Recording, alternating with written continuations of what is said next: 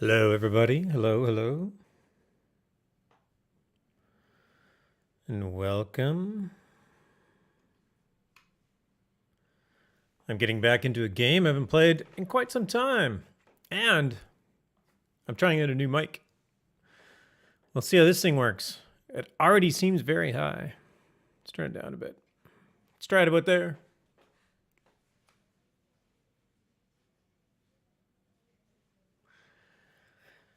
Shroud of the Avatar. Haven't streamed it in forever. Also haven't actually played it much in forever. So a lot of this will just be finding my way back into the game. Hey, I don't have an audio source. Hold on. There's no game audio.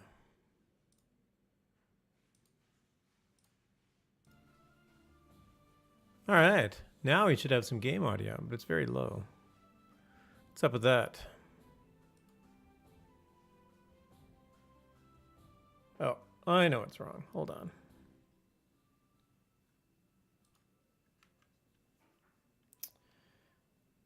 I know what's wrong.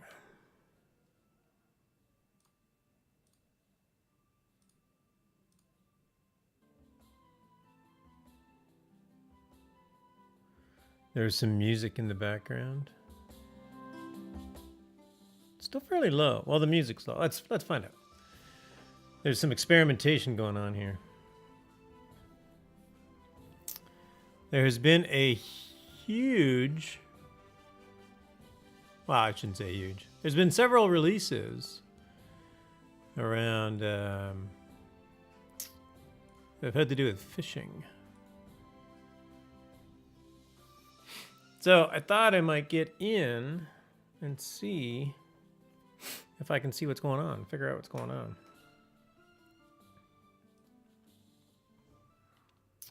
I'm in my house.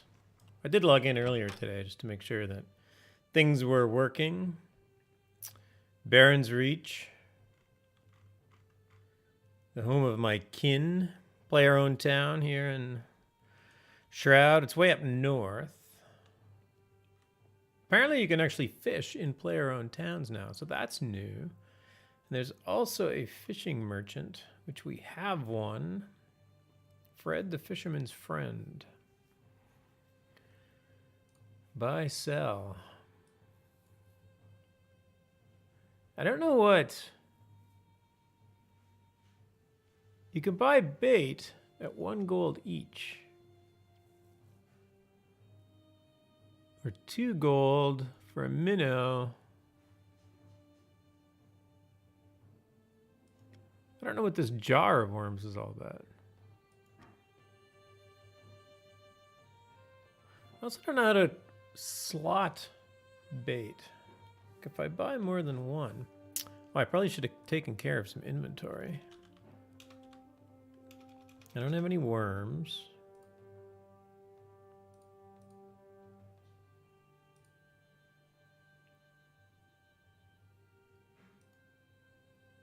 Consumable. I don't know what the jar of...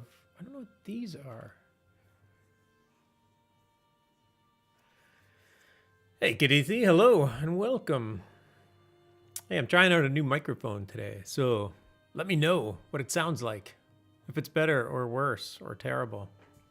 Whatever the case may be. I'm playing some Shroud of the Avatar, which I have not played. I have not streamed this in months, and to be honest, I have barely played it in months. And I was going to go do some fishing because they did do a bunch of fishing updates. But I don't really know what they did. So hold on, I got to empty my bags. Apparently whatever I did last, I filled up my bags. It sounds pretty good. Maybe slightly better than the last one. Cool. Yeah, it's a more, it's a condenser microphone. It's very sensitive. One of the benefits of it is I don't have to have it too close to my face. Although generally when people use these microphones, they're usually right up close. It's very sensitive. And it was actually the first microphone I bought to do streaming with. But where my office used to be, it was right beside a window on a street, and it would pick up like all the cars going by. So I got rid of it. I got a different one that was more directional. This one should allow me to move my head more. I don't know. I'll have to listen to it later too and make an adjustment. But as long as it sounds pretty good for now, that's all I can ask for. Hey, Ranger.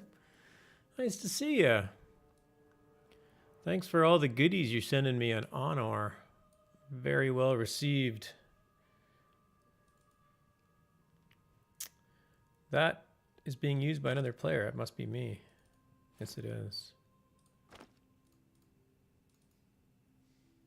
So yeah, I'm back in, what is this game about? Shroud of the Avatar is I don't know if you're familiar with the Ultima games. There were 9 Ultima games, Ultima 1 through 9. And then there was a game called Ultima Online that came out about 1997-ish. They were by a guy by the name of Richard Garriott. He's kind of the leader of them. So this is his latest piece of work. This has been an interesting game to watch. So the general gist of the game is that it is a open world sandbox MMO for the most part. It's you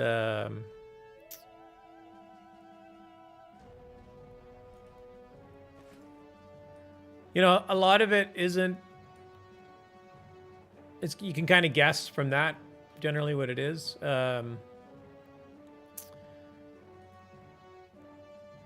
It's a very small development team, and they built the whole thing through crowdfunding. So it's kind of a rough game. It's not highly polished. Been seeing a lot of these kinds of games popping up lately with a few more in the works. Yeah, it does seem to be getting. I have to believe that like the technology around whatever, like networking or whatever I don't know why it suddenly changed that a small studio can do this. But I don't think like Portalarium, which is the company that did this, I don't think they ever topped like 60 people at the height of development. Which is impressive that they can pull this off. It took about 4 or 5 years to put together, but it's kind of cool to see. And it's the one thing that they have done is they haven't really done a lot with like there's not a lot of story and content written. Like there's not a lot of quests. But it's a fairly interesting game, and I can go over kind of its differentiating features. So calling it like an open world sandbox MMO is sort of like describing what it has in common with every other game, which isn't a very useful description. But I will, after I get my inventory sorted here, I will take a moment and tell you how it's different than other MMOs, because that's ultimately what makes these games more interesting. Is what is that? A wolf carcass? I don't want that. There's tons of items in the game. All these windows you see are all of my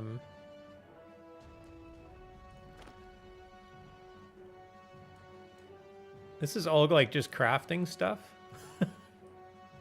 There's a lot of it. Kadithi says, well, there wasn't always super powerful and open-ended game engines for publicish use. When that started happening, we started getting all sorts of big games made by small teams. Yeah, for sure. Hey, girls. You normally have to say I'm burned out and heading off early tonight. I'll leave it on channel for alert numbers. No worries. That's all right, man. Thanks for dropping by. Nice to see you, as always.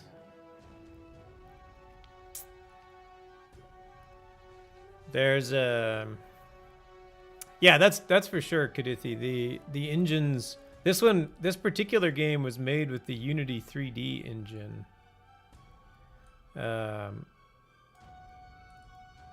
There's kind of a few limitations that they got from that.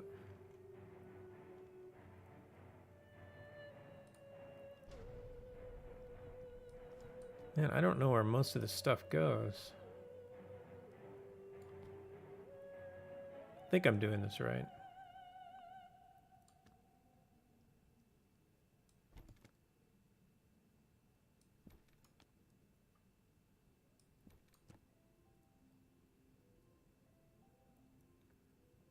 A salt ingot. Where did I get a salt ingot from? I don't even know what a salt ingot is. I have a bag called Other Things. Hey, Aurora Ember. Good evening. Nice to see you. Nathan says, and this really seems like a lot of inventory management. It's like it could get fairly complicated when it comes to crafting and things. Yeah, it does get fairly complicated. They do a few things. So one thing they do with farming, Garriott has always wanted games to have a more realistic. Okay, I think the rest of this goes in the food. My food chest is over here. Yep.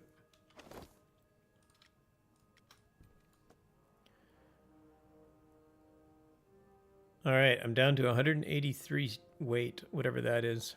I'm doing good. Hopefully you're doing well as well, Aurora. Thanks for asking. I have not played this game much lately. I've been neglecting it.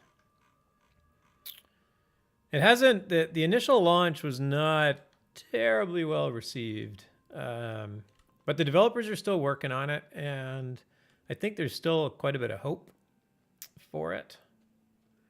I got to do a bit of crafting. So what makes this game different? So Ranger had asked me what this game's about. So basically, it's an open world MMO. It's kind of it's sort of a hybrid between like tab targeting and kind of an action type game.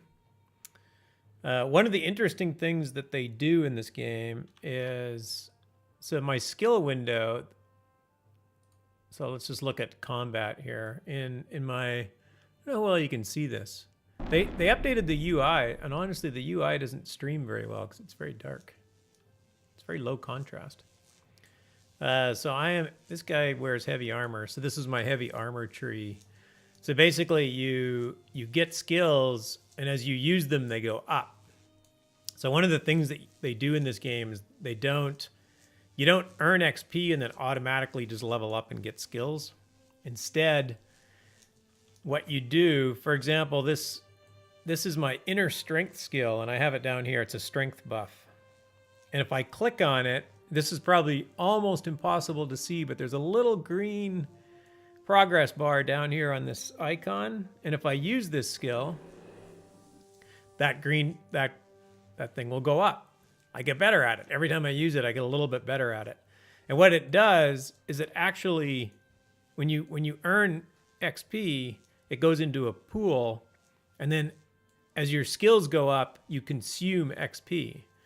And there's a curve to the cost. So, to go up from level 19 to 20 costs X, but to go up from 20 to 21 costs something greater than X. And then to go up from like 99 to 100 costs 100 or 1,000 times that kind of thing. Right now, I have 800,000 pooled XP, which sounds like a lot, but some of these skills to go from like 100 to 101 will cost 1 million XP. So you go out into the world and you earn XP by combating things or whatever. And all that XP does is goes into a pool. It doesn't automatically just make you better. You actually have to use skills to make them better. And then when you do combat, you can see my hotbar down here. So when I go into combat mode, I get this hotbar that is my combat hotbar. It's basically like a deck.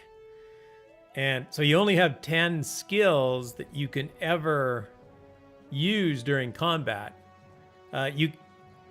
At the same time, like you can switch decks, and you can switch decks during combat. So if I go into my deck building, these are all my decks. Right now, I think I have this one equipped. No, I have this one equipped. So this is my deck. I don't think I can edit it while I'm in combat. There we go. This is my deck. Modify. So I can look at all the skills I have and I can put them in this deck. And what's cool is that you can actually, they call these things glyphs, and you can actually have a deck that is randomly drawn from. And if you use a randomly drawn deck, those skills are actually cheaper to execute. It's just that you don't know which ones you're going to have next. Hey, Hardit, nice to see you. Kadithi says, so the typical exponential growth curve for leveling in most RPGs, but the leveling skills thing's a lot nicer. Elder Scrolls games do that. I really like it. Yeah, I like their leveling system. It's actually kind of cool. This is our crafting hall. This is owned. This house is owned by a player. And I'm just going to go in here and salvage a bunch of junk that I have in my inventory.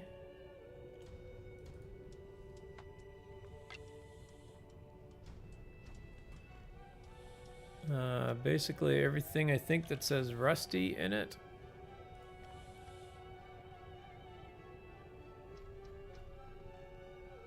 Yep. Salvage. So it's the same thing with crafting too. As you do crafting, you'll gain XP from doing crafting. You don't gain XP from salvaging. Oh, apparently I cannot. Oh, hammers are. That's right. Hammers are actually a wood item. Hey, Delarfin. Got a lurk. Awesome. Thanks for dropping in and saying hi.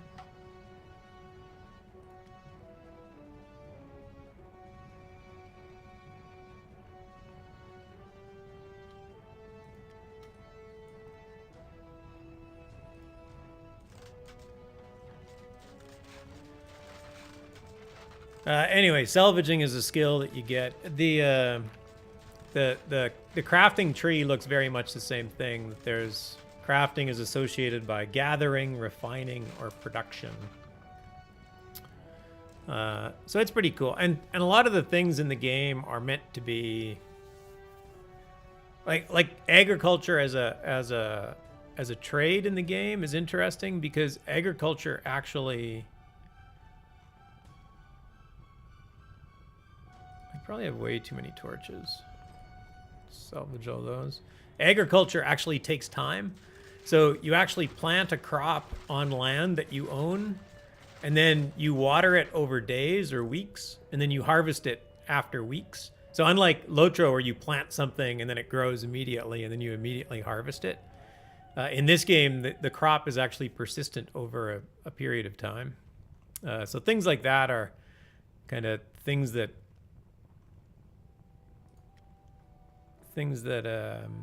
Richard Garriott likes to see, right? He likes to see things that are a bit more realistic than...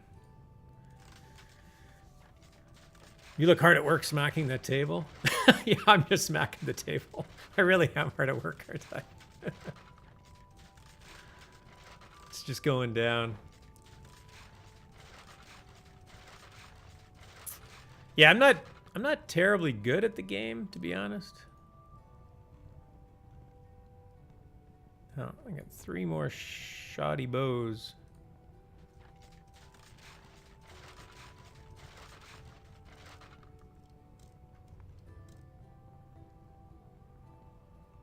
Somehow I ended up with sturdy hammers +2. Some mob must have dropped those. I'm going to sell those for cash because I could use some money. Could always use money. One of the problems I have with the game is that one of the things that they wanted to do was to not really have levels. So there's sort of like easy, medium, and hard content. But it's not like Lotro where you have this huge curve. Like a 120 character is so much different than a level 20 character. Pretty much everybody can quest and adventure together. But it didn't really turn out that way. Oh, there. See my tailoring. Apparently my tailoring has been set to go up. So these, my tailoring and my salvaging, tailoring salvage is going up as I'm doing that work.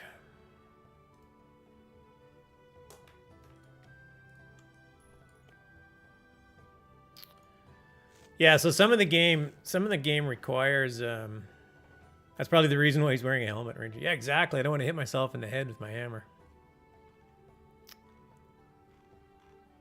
All right, I think one of those guys, whoops, I think one of these guys out here will buy my those 2 hammers. I can get some gold. But yeah, there's definitely a very wide disparity in players. Like if I want to buy gear right now, like the gear that I would buy is probably thousands or tens of thousands of gold, but I only have 135,000. Like there's so many people in the game that will easily go out and get like hundreds of thousands of gold in a night. I've gotten like 200,000 in 5 years. So there's definitely a very big divide between kind of the highest end players and the lowest end. And I'm very much at the bottom of the lowest end. Combat merchant. Maybe this guy will buy my hammers.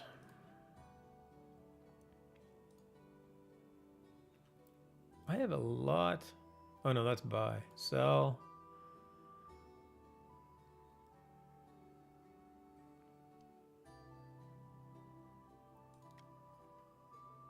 But occasionally when I do stream it, somebody will come on and give me weapons because they'll come on. They're actually good at the game. They'll find my stream, and then suddenly they'll be standing beside me with a trade window open, and they're saying, "Here's some weapons. You suck."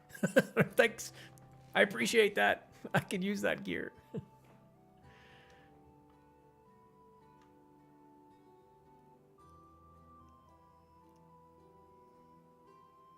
Yeah, I don't think I want that or that. Or that. I must have looted that too. I'll sell all that to that guy. 200 gold. I'm rich. I always like the idea of these kinds of games, but many of them have little to no PvP restrictions, which leads to frustration. Yeah, there's the PvP restrictions in this one are actually fairly good. Synthetic says, "Do you need gear? I can help you out from the armory." See, there we go. Honestly, Synthetic, and welcome. Thanks for dropping by. I have no idea if I need gear. I have not played. The stream title tonight was Getting Reacquainted. I have not played in a very long time. The first thing I was actually going to do was go fish, but I realized my my inventory was full from the last time I played, which might have been months ago.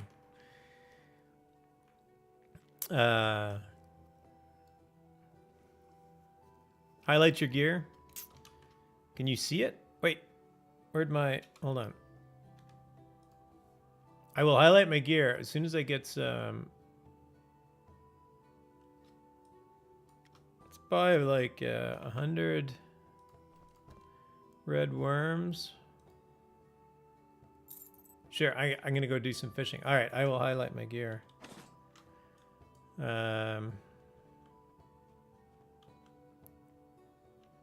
There's nothing in there. I have frozen bagpipes on. I have an iron augmented chainmail helm +3. I think all the gear I made, and I'm not a very good armorer.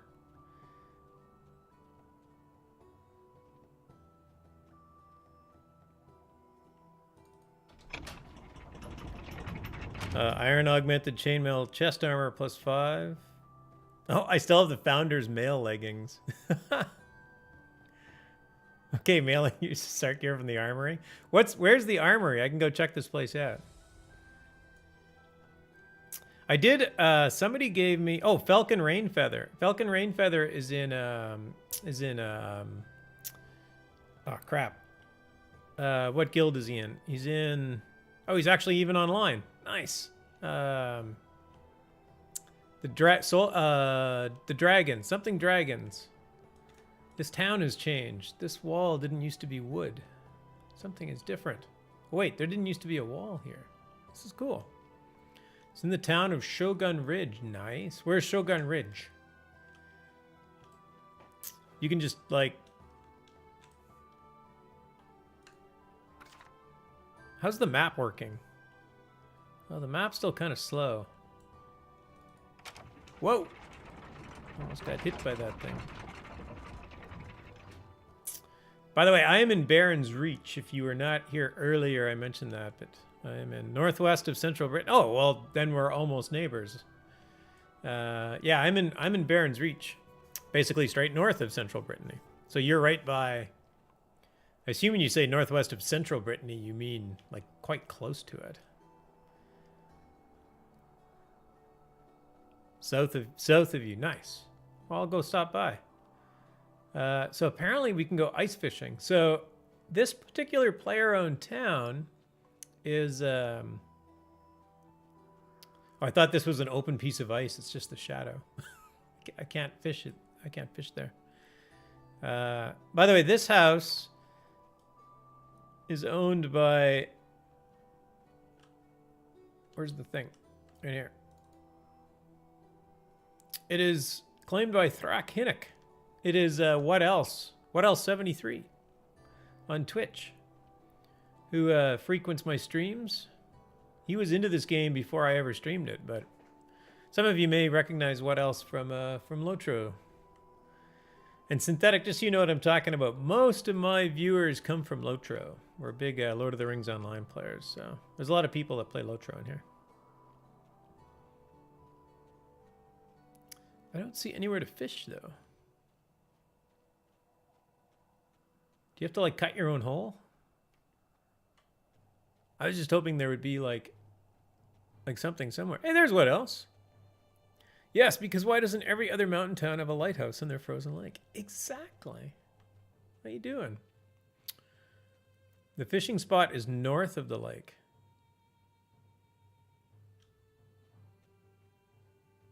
Oh, it's not on the lake?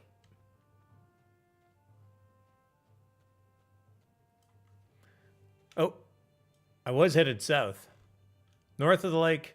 There's your lighthouse. It's over this way? Yeah, south. Okay, south of the lake. All right. I'll try and find it.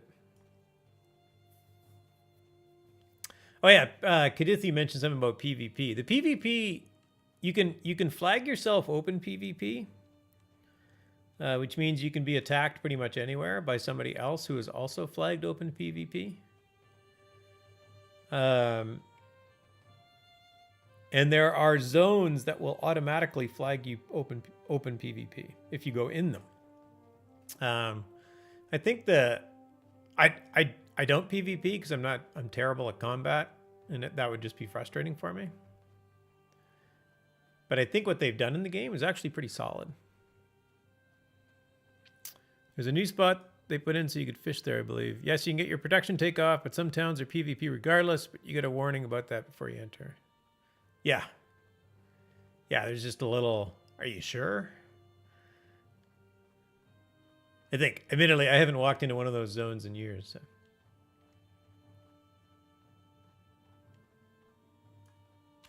Where's the fishing spot? Is the fishing spot in the lake? Or is it beside the lake somewhere? I think it's to your south.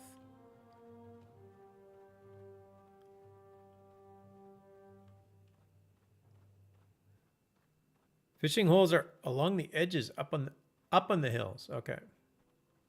Thank you. Kadithi says every mountain town needs its own lighthouse, regardless of whether there's a water source nearby. Lighthouses are just cool. Now I just have to find a way up.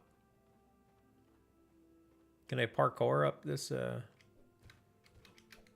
I don't think I can. Nope. That is not going to work.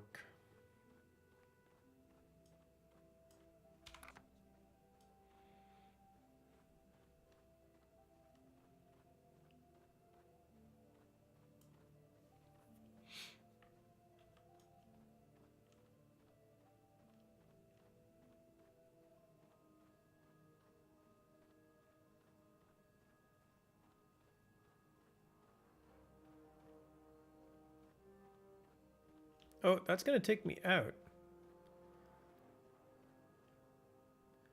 When you see an incline, the fishing hole will be directly above it.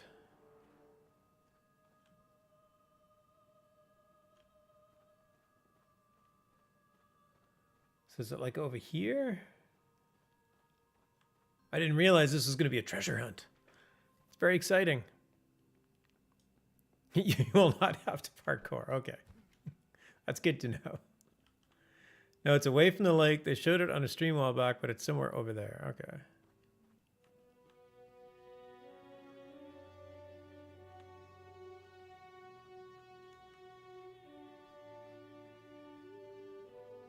I don't think I can get up on that hill. Maybe I can. I'm way east of the lake now, I think.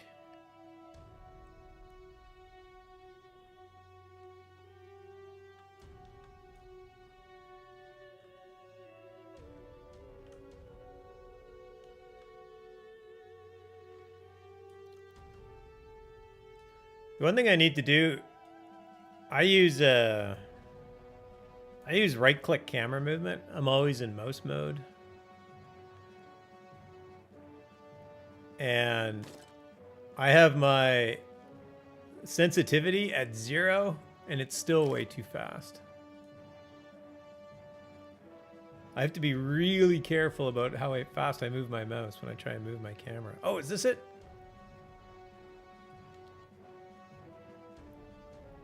Nope. Can't go that way. That's just a wall.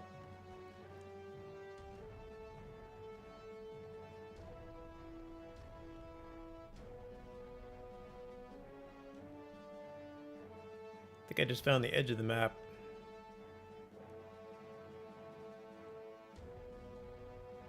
What side of the map? I am way over on the east side now.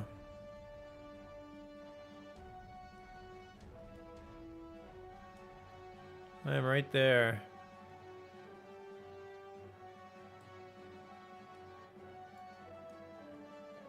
Wrong side. Okay.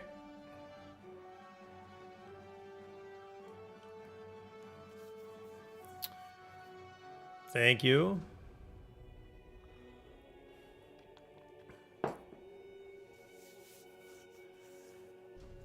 It's the north or west side of the lake, to the left of the lake on the map. Okay.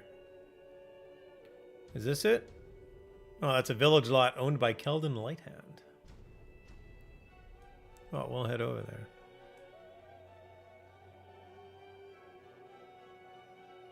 Here's a cool story for those that aren't familiar with the game or the game's history. There was there's actually a fan site called Soda Map. So a guy, the life of me, I can't remember his name, sadly. If anybody in chat remembers his name. A guy from Poland who actually put together a site that had a map of Shroud of the Avatar. And it was a great map, and he did a really good job. It was artistic. You could go into scenes and out into the overland and everything else. It worked really, really well. It worked well enough that the developers eventually just bought him out. And now this is actually his web application in a game window. So if you go to shroudoftheavatar.com/map, you'll actually see a very similar map to this.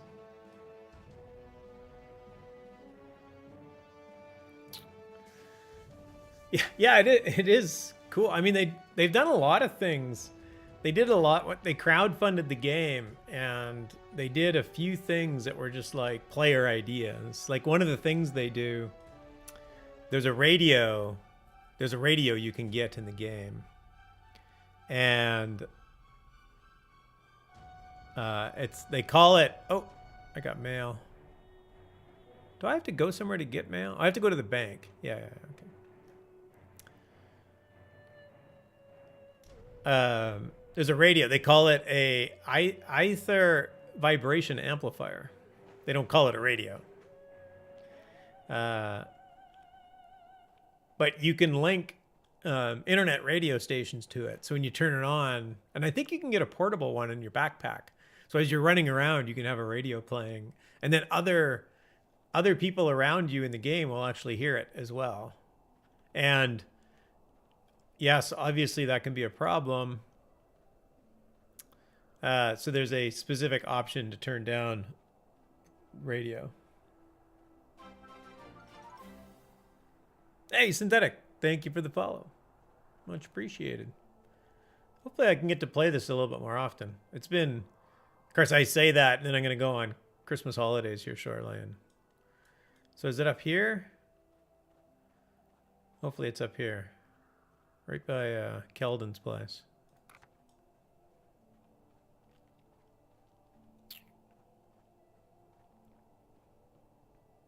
But yeah, it's a pretty good game. They went free to play. So they have a pretty decent free to play model. But you can get the game in episode 1 and you can play through it. Oh, there it is. There we go. Found it. I don't exactly know how the free to play works. The trial, they had a trial before they went free to play, like you could play as a trial player, and then there were restrictions on like and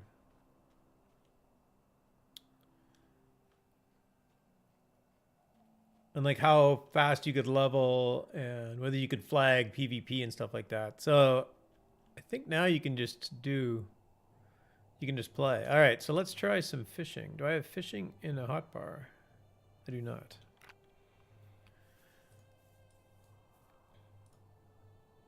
Fishing. Wait, fishing. Fishing. Wait, why can't I drag this? Isn't this the skill?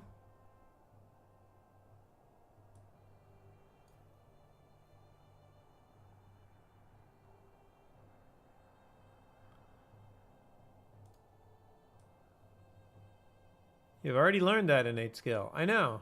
Oh, that's an innate skill. That's not an active skill. You put the bait. Oh, you put the bait. Oh, I was wondering how you applied bait. You actually used the bait. Got it. Thank you, Synthetic. This is why I'm so glad. I feel like I'm Big Ed now. This is why I stream, so that other people can watch me play and tell me what I'm doing wrong. What did I get? Worms. I got 100 worms. All right, let's see what we get. And my fishing will probably go up. There's no activity to fishing. It's just fire and forget. There's no there's no game mechanic like trying to reel it in. What did I get? I get nothing. I don't think I got anything.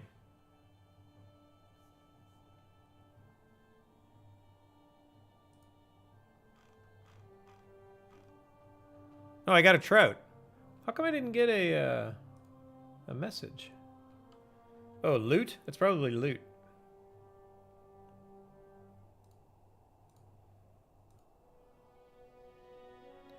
Combat. Let's put loot in combat. Oh, there we go. You gained an item. Nice. All right. Exciting stuff here. I got a trout. I got a 91% chance at 28 fishing skill. So clearly it's pretty high. So one thing is, oh, I got a sunfish. I don't think I've ever caught a sunfish before. And my fishing has already went up 2 spots, two levels.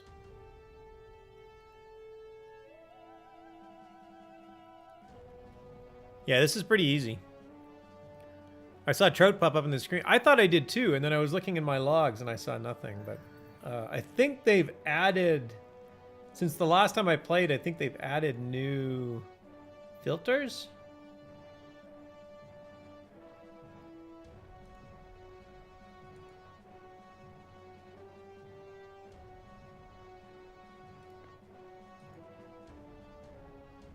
Oh, now I'm down to 73%. So as you fish in one spot, your things will drop. You can't just sit and harvest one spot over and over again. So that was at 73. Now I'm down to 66. So basically you'll fish a spot dry and then it like comes back. So it's sort of treated like a crafting node or a resource node in that it goes away after a while. It just doesn't go away discreetly. It doesn't disappear after you catch something or something like that.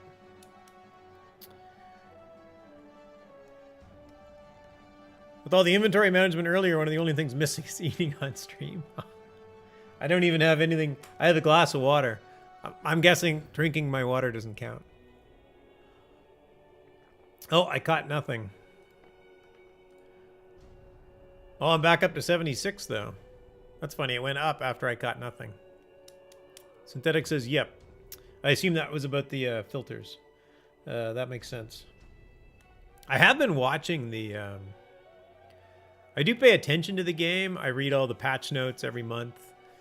One of the cool things that they do in this game is that they lay out what they're building. So every quarter, they say, these are the things that we're going to work on over each of the next 3 months. And then every month, they do a big release. So they release a new version of the game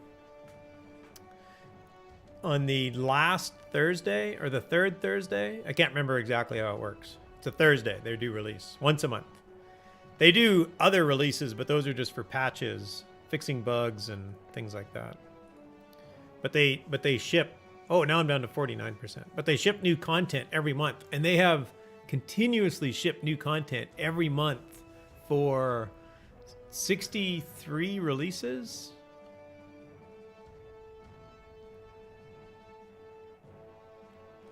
I don't think I caught anything.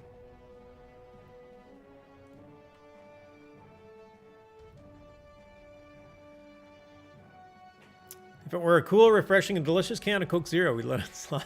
Fair enough. Oh, I got a trout, but my skill did not go up. I'm trying to get to 40, and then I can go and buy some... Most of my next fishing skills, I needed 40 innate fishing. So in this window over here, I got 35 fishing. And then all of these skills... No. One of these skills requires 40, so I figured I'll get to 40 and then I'll go buy it. Don't forget to check out the fishing expedition. Okay, I don't know. I know that there is a fishing expedition. Unfortunately, that's all I know. Where do I check that out? I failed to catch anything, but I did go up. Actually, what I should do is just try the other pool. Just try the other hole in the ground.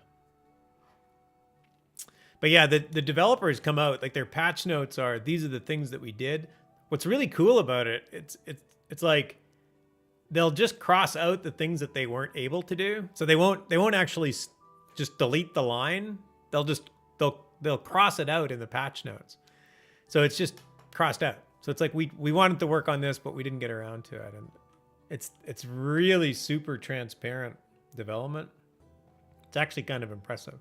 I wish more companies would be more transparent about what they're working on. Oh, I'm at 97% over here. Much better.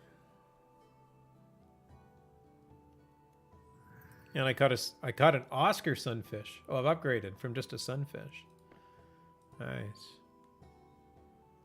There's a boat from Kingsport, Erie, and I think they say Erie in the game. Erie and a couple of other spots. Okay. I caught a brook trout. Okay, I'm at 38. Couple more casts and I should be good to go here.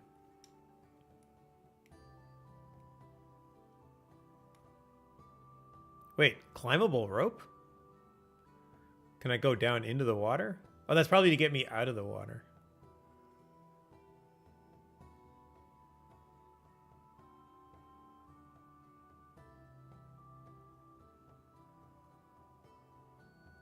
Uh-oh. I failed. Oh, no, I'd succeeded.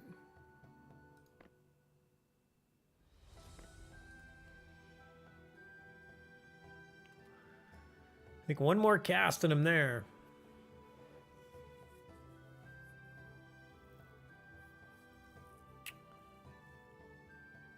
Oh, I forgot to drop off all my my scraps. Apparently I have a square jar. Anyway, okay. I got to 40.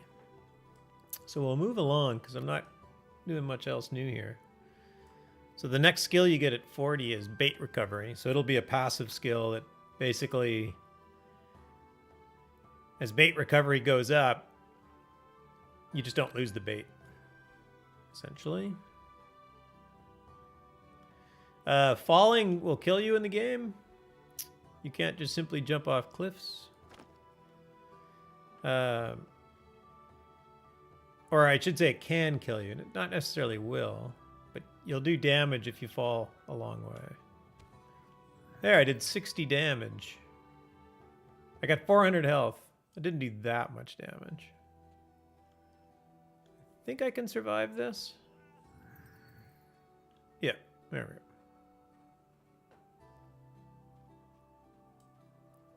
Oh yeah, and I bought the safe fall skill.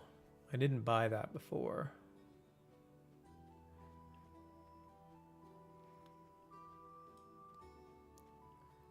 It does get very dark. I don't... It's another Garriott thing, right? Nighttime should be dark. And I'm like, yeah, fair enough, but it's just annoying to play in. There's night vision, but night vision just doesn't look very good. It's like, now it's just green. Not sure if I prefer it dark or green. I do have a light spell. Yeah, I could use my light spell, but it's not very... Yeah, let's get rid of night vision.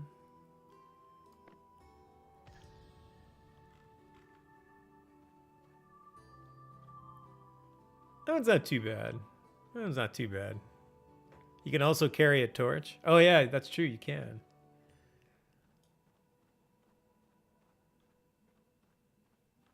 I need to get back into town here somehow. All right, cool. Thanks for the help finding the fishing spot. And I can check my mail. Torches are the best source of light. Oh, are they? I think I just salvaged a whole bunch. I can go buy some. They were probably all like 2 of 97.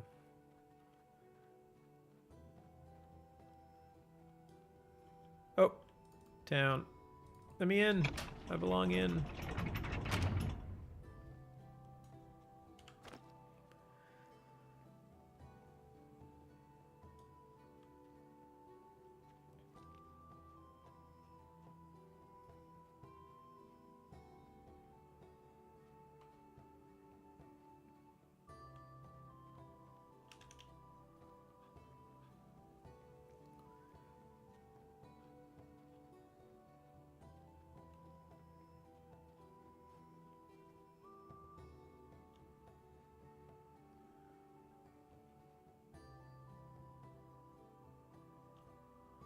One of these merchants will sell a torch. Yep, that guy.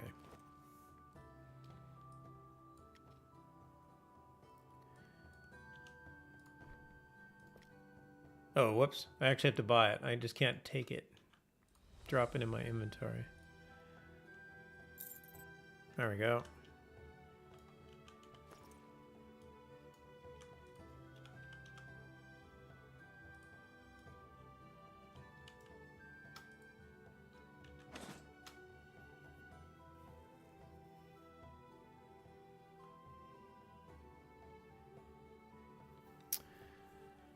Don't steal? No, I will not try and steal.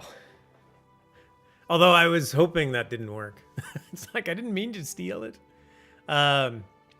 Nothing is locked down in the game, so when you go into town, I'll show you a little bit about the decorations. Here, I'll show you that first, and I'll try and figure out how to equip a torch. Decorate. So this is my house in town, and... All right, so I can drag. Decorations are actually just you just drag them and move them anywhere. So this little plow. So this plow came from Beta. I don't know where I stole it from, but it's not mine. I just took it from somebody. It was probably just sitting in town somewhere. And you can just move anything anywhere. You just leave your door open. I do. I'm a little lazy in that regard. It doesn't auto close. But basically everything on this lot that you see is a decoration. So even this lamp is a decoration that's just sitting on the wall. So I can move it over to that side. Everything in here, like the thing in the wall, I can move this around. I did actually do some fishing. So I have caught all 3 of these fish, and I've actually crafted these trophies myself. But you can move those around. So forth and so on. And pretty much anything that you can get. So I said I had a square jar in my inventory. Oh, apparently an Oscar sunfish can be left. So all the fish that I pulled up, where should I put them? Here, let's just throw them down over here. This is not very clean, but so there's some fish. There's the sunfish. There's the trout. There's the salmon. And they'll just sit there forever as decorations. Oh, there's the Oscar sunfish. The decorating is phenomenal. They get to be so proud. Oh yeah. No, I was very happy to get those. So I might have to try and find a recipe. That's not what I was looking for. What is my recipes? I forgot all my hotkeys. Recipes B. There's no search, unfortunately. There's a lot of recipes and you can't really search for them, so you sort of have to try and remember what they are.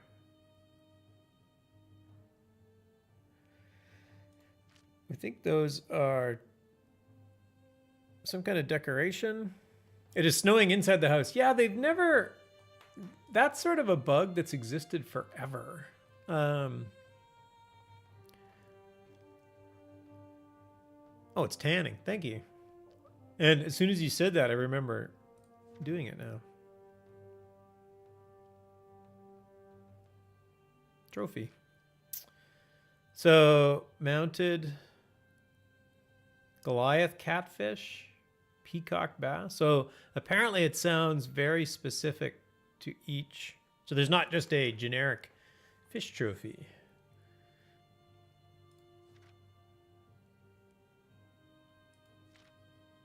Oh, but I do have the Oscar sunfish. There we go. So now the question is do I have any wooden board?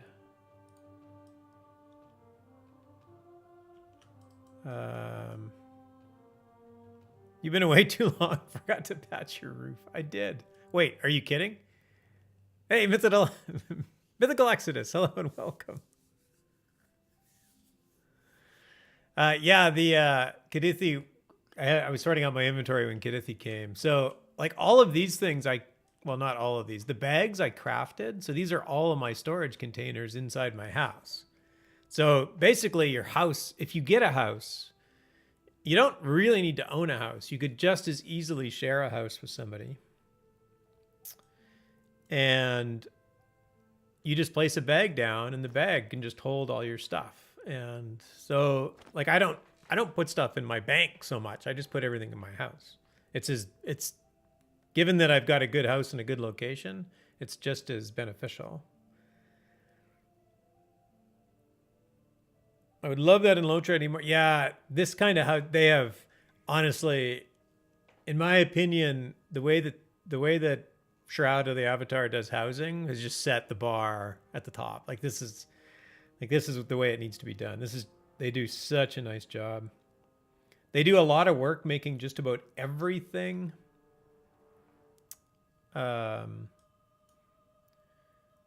Everything a decoration, which is really hard, especially weapons and stuff. All right, I need wooden boards. I only have 2. Wax, curing self. Oh, so I just need wooden boards. How do I make? Okay, wooden boards is definitely milling. No, that's timber. Oh, maple board. There we go. So I need timber.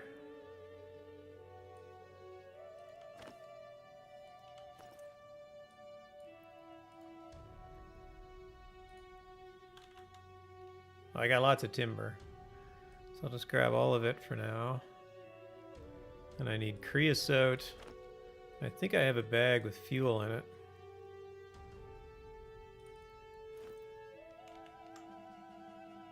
And I'll grab all the creosote.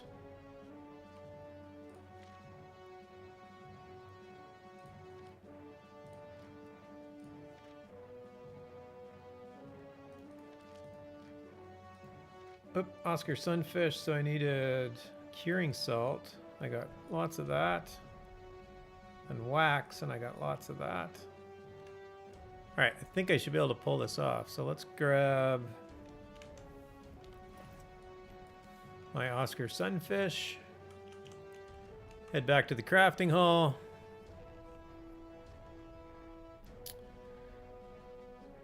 Synthetic says, well, if you complete the quest line, you get a free house lot deed now. That's right. The quest line. So the quest line. So one of the cool things that they're doing with this game, well, I say cool. One of the things that I think is a good idea. The monetization sort of looks like it's sort of similar to Guild Wars 2. So the game is meant to have episodes, regular episodes of content. So they call it episode 1, episode 2, blah blah blah. It's sort of meant to be yearly. I'm not sure. It's probably going to be at least a year between them. But you buy them. So to get access to the content, you pay for it, and then you just have it forever. And then, there's kind of a free-to-play model on top of that. So I think it's kind of nice. Like I kind of like the idea of just pay for the content and move forward. The game isn't terribly expensive.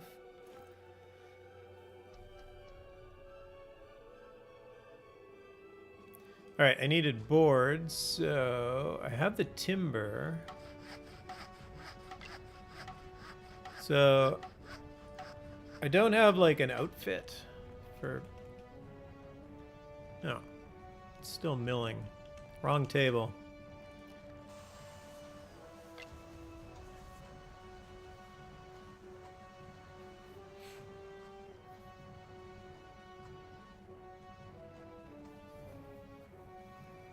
Synthetic said, I played DDO first, couldn't get into Lotro after, but I love Turbine games. Yeah, I can see that. I played Lotro first, then tried to get into DDO, and I'm like, yeah. It sort of felt too similar in many ways. It's like, I don't need another one of these. I want something entirely different.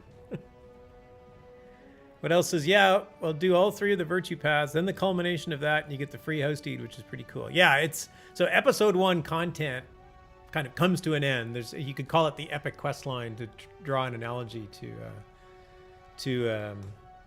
Lotro.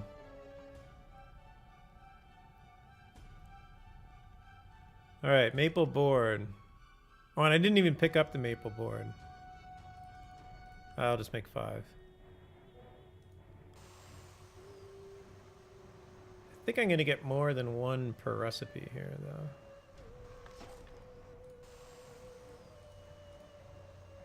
Oh, apparently there's a new thing for this too. I'm not getting any of these quest logs. Oh, here we go. Yeah, maple board times 2. All right, that'll be enough. Stop. That gives me 6. So that was making maple board.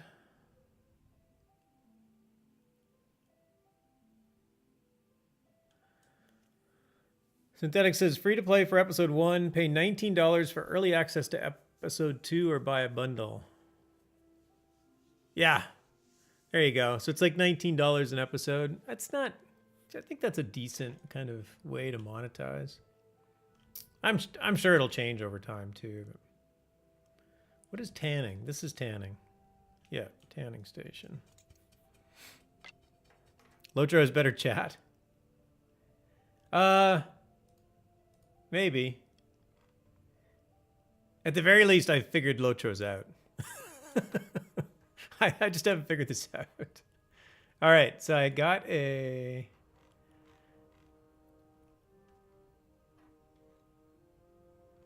Oh, I'm seeing other things that I can make in here. I can make a bunch of dyes. I have a lot of these. I could make a whole lot of dyes. Anyway. Focus. Gravity. Focus. What was it? It was some kind of trout? No. It was some kind of salmon. No, it was some kind of sunfish. I can't remember what I picked up. There we go. Oscar Sunfish Trophy.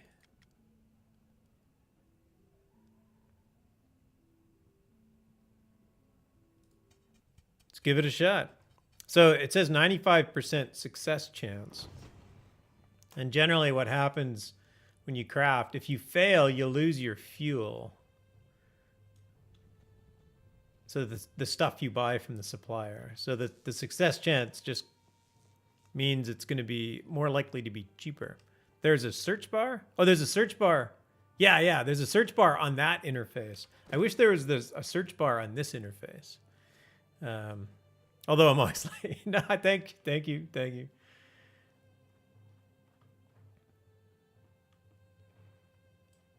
Yeah, I think the crafting, I like the book. I just wish there was sort of a, I don't know, just, I kind of like the parchment look of the book.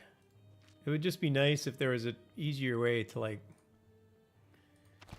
find something specific. All right, so now I have a new trophy. My Oscar Sunfish trophy, and I can drop it on the house. There we go. Wow, it's even got like a spot for a name or something on it. There we go.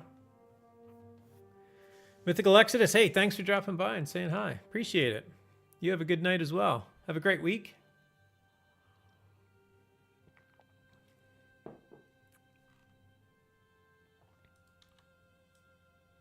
All right, I'm going to go check my mail. Oh, wait, let me get rid of... I picked up a bunch of things.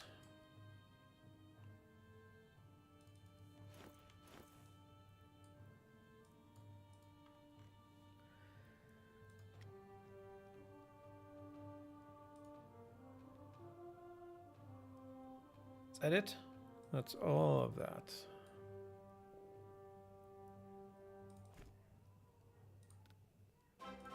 Oop. Hey, Mythical Exodus, thanks for the follow. Appreciate it. Looking forward to seeing you again.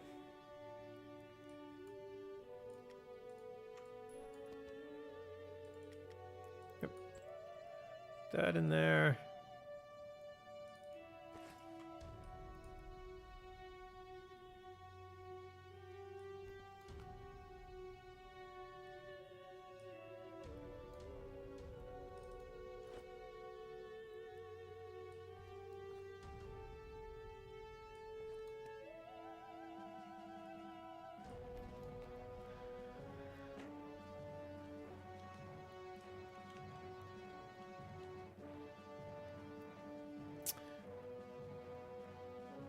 What else says if you catch a trophy fish, it'll even say who caught it, what time, and where on the item description. What?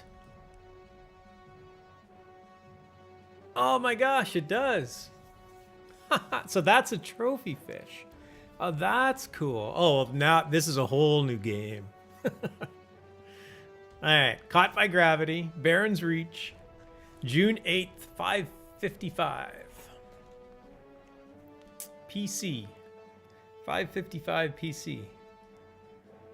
Post-catalysm? Cataclysm. Catalysm? That's not a word. Post-cataclysm. Oh, it's dark out. For anybody who has played Ultima, oh, it's not dark out. Apparently I took too long. It's now sunny out again. We might be able to see some stuff in the sky. Hold on. Let's get rid of my fish. For some reason, I put fish with food. I guess they're food. They're not just trophies.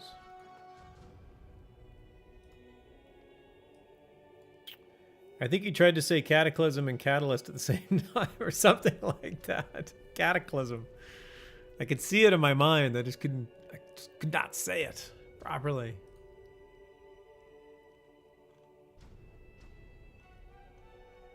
And now I bought those torches. I never did equip them.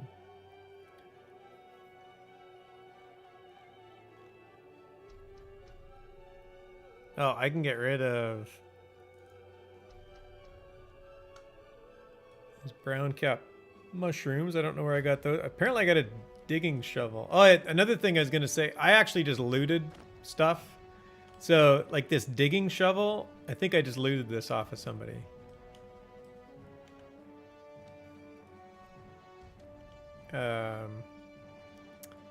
So we'll just put it up here against the wall. There. There's some shovel I just got off somebody at some point. But yeah, now it's just a decoration. And it works for everything. My other sword.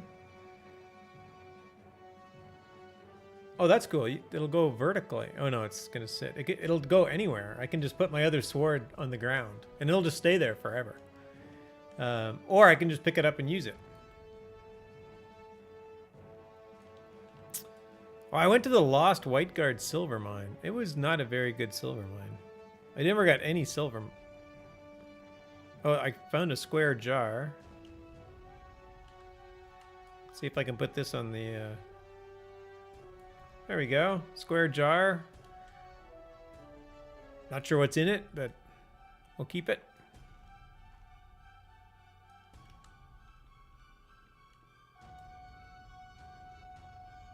Oh, and a pewter jar. Here, I'll put it here. No? Apparently I can't put anything in this windowsill.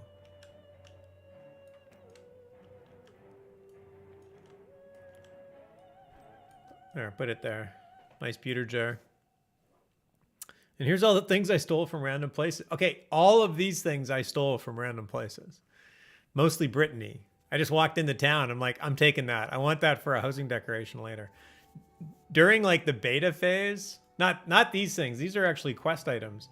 Interestingly enough, these are literally quest items. You go out and get these things and you can turn them in for XP reward, or they're just a housing decoration. Looks like you got a jar of dirt. I might. I think this is a jar of straw. I don't know. I got a piece of bread that's been here for 5 years. Did I make it? No. I can consume it. I got filled vial D. All that you buy, beg, borrow, or steal. Yeah, exactly. You literally have a place to store all the stolen items. Wonderful. Pickled herring. There you go. It's pickled herring. That's what we'll go with. Yeah, there's whiskey. The lamps I actually bought. The lamps were the lamps I actually bought. They do one of the cool things they do, there is a, what do they call their subscription? A reward? No, reward plan or something. These are all crafting. These are just bottles of wine. They're just crafting supplies. You need to set them out. Rewards program. Thank you, Synthetic. Synthetic is clearly like much more familiar, much less unfamiliar with the game. There, just for Ranger, I closed my door. All right, this is the bank where I get my mail. It's very conveniently located right beside my house. Christoph Rees. Bronze augmented chainmail leggings plus 11. Oh my gosh. Top of the charts. Oh, and a necklace. A pine longbow. I don't have any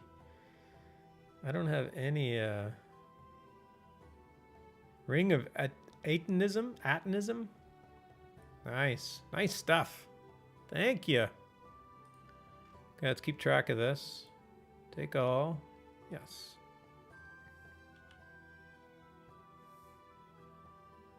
Oh, I should have added you as a friend somehow.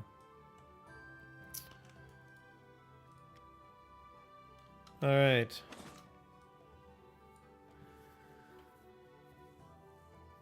Yeah, that is definitely going to be better. Plus 6.6% weapon damage. Plus 32% damage resistance. 10 focus. Plus 6 intelligence. Plus 9 strength. That's pretty solid. I don't think my strength is like... That's probably 10% of my strength. Wow. No, I only have 50 strength. This thing gives me plus 9.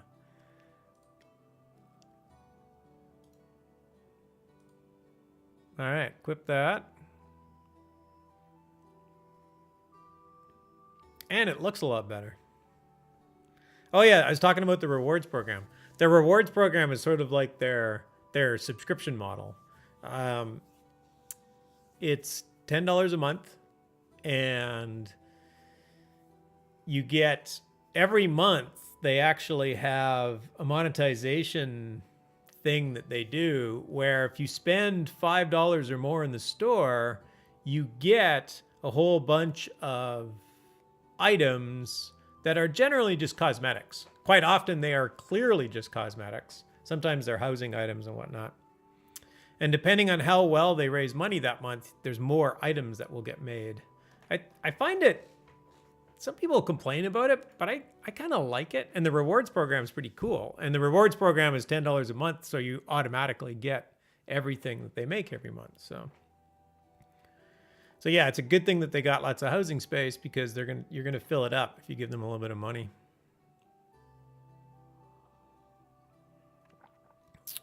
I actually need to make more starter gear. Heavy recruitment last few days. Well, that's good to know. That's good to know. Always nice to see games growing. Plus 40% damage. This is crazy. All right, we'll equip that.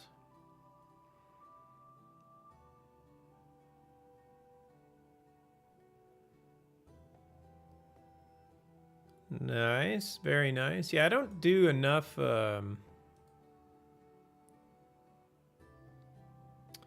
not sure what I'm going to do with the bow. I don't have any. I do actually have another character. 8 new guild members today, 12 in last week. That's awesome. We'll go stop by your place here.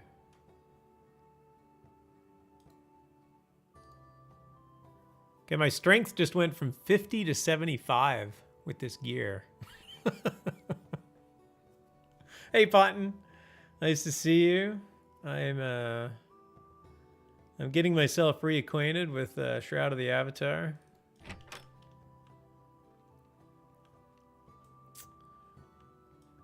Many thanks to Synthetic, who you see in chat, who's been giving me lots of good advice, reminding me how to do things. I think, what is in here? Oh, that's I was selling stuff, but I sort of stopped playing, so I stopped selling stuff. Oh, here. That looks like a reasonably empty place to put stuff.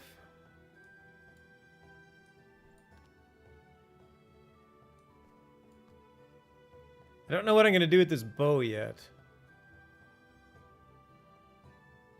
Unless you think I should get... I'm going to hold on to this bow. I do have another character that is an archer. I started another character to start the quest lines over.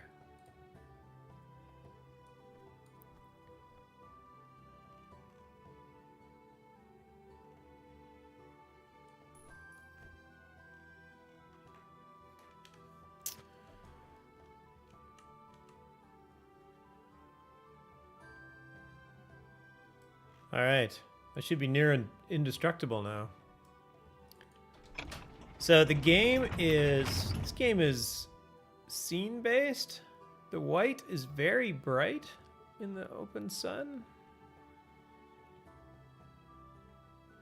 It looks a little too bright. I wonder if my graphics settings are a bit off. That looks a little overly bright. If melee and no magic, you're gonna want it at some point. Yes, I do want more magic. Wrong window.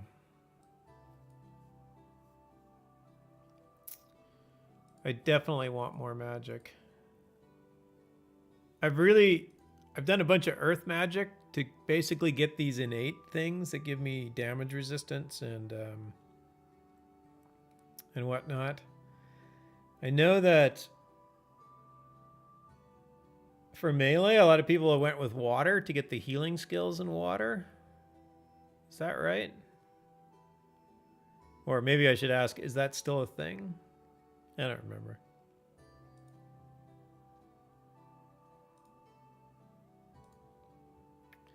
I also don't have much in life. Life magic. Yes, water elemental is a very nice... Oh, water elemental, okay.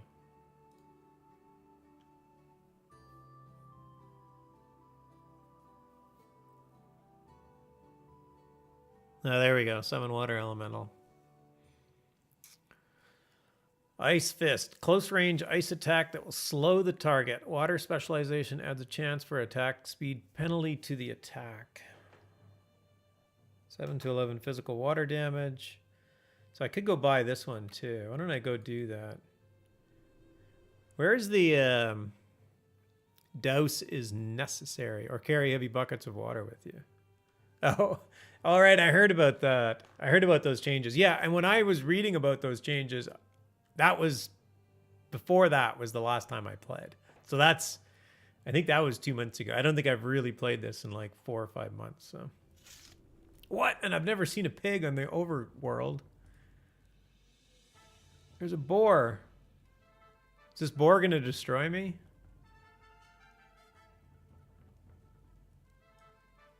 Well, let's find out.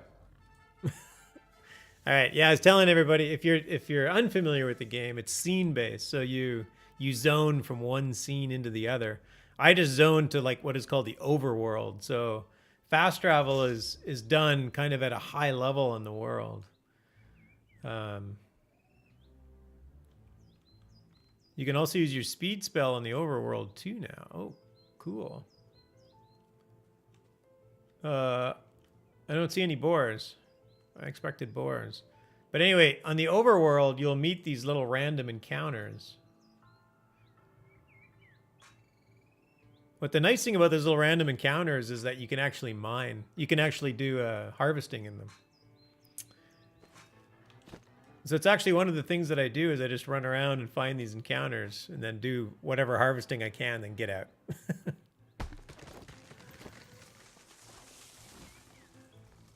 This guy was intended to be a pure crafter. I didn't actually want... Oh, there's a bear. His nameplate's green, which means I think it means I can take him on. Is he even going to attack me? Yes, he is.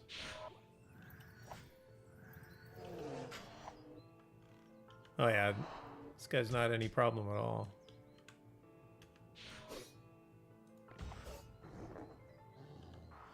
And I'm just spamming skills because I have no idea what I'm doing. And then I can actually field dress the bear. And this is a skill. Like you don't like things that, hey, freelancer, nice to see you. Things that drop, like animals and whatnot that drop things, don't just magically drop them. You actually have to earn them with another skill. Well, now the boars are expected. They don't want to show up. They lost the element of surprise, maybe. Well, go get this guy. Oh, he noticed us. Never mind. So there's cotton. What else can I get? Be careful about that, though. They scale up as you kill them, and eventually a dragon comes and wipes the forest with you. Looks like you're milking it. Yes, I am.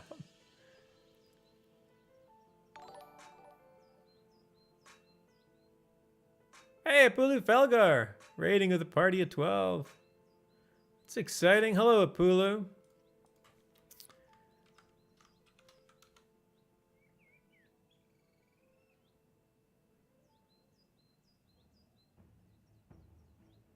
That one should be an obsidian boar. Oh yeah, right. These level up, don't they? They're all like, they're much more dynamic now, which is cool. I may still have to run for my life because I'm kind of a... Let's find out. Mama Twinklebird, hello, welcome, nice to see you. Tenulio, hey. Nice to see you tonight.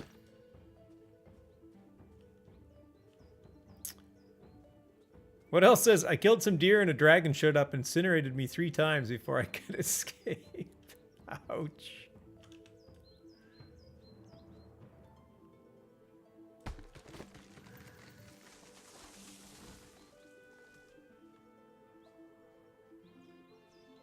Oh, there's a boar over there. I'm gonna get as much of the crafting stuff as I can before the, I'll see what comes out. Well, that is some hack. It is, isn't it? Critting on, critting when chopping down a tree is very satisfying. It's like, I could sort of channel my inner, Paul Bunyan. Uber Skippy, hey, nice to see you. It's been a while. Hope things are going well.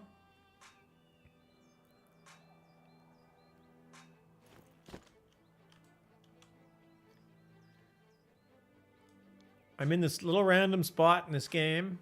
I got accosted by a wild boar, but they don't seem to be taking much offense to me being in here at the moment. They are going well? Good to hear. Good to hear. Let's see if I crit on this one. I critted on the first 2. Nope, didn't crit. See, now it just feels like I'm chopping down a tree. It's like...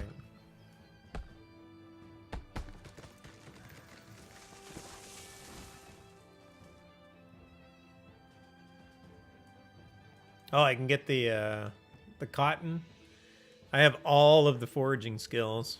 If there's anything I like doing, it's like collecting goods.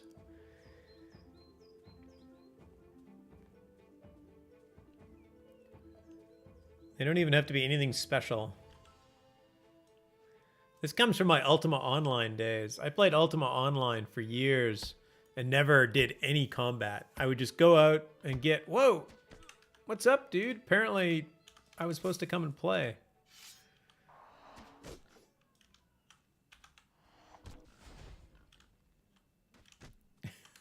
This guy's gonna knock me out of the scene here.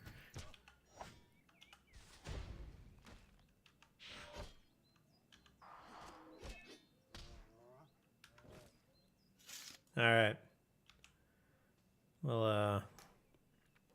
We'll clean that up. Aurora's getting ready for the holidays and crazy family shenanigans. Apula has gifted a subscription to Mama Twinklebird. Thank you, Apula. You are too kind, sir.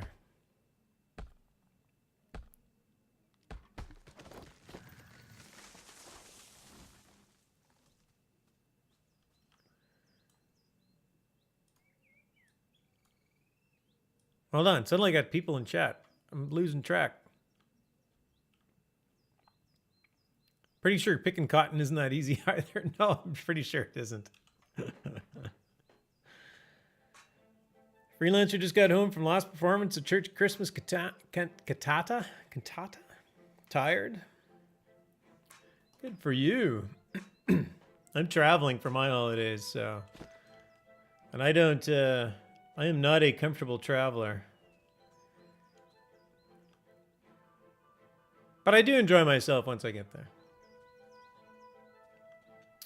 Alright, what else are these boars gonna do if I kill off more boars? That boar thought he caught you off guard. A foolish mistake. It really was. Let's go, dude. That guy just like knocks me out.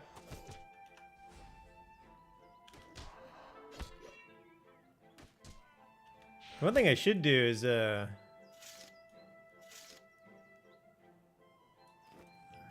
gotta remember to like buff inner strength.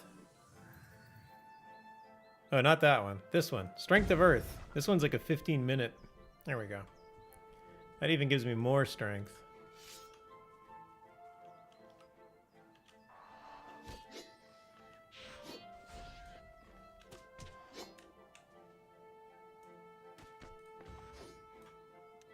Oh, I forgot there's like a... There's no auto attack. Or I turned it off.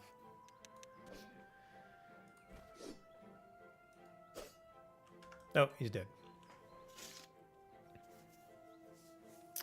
What stats are on your sword?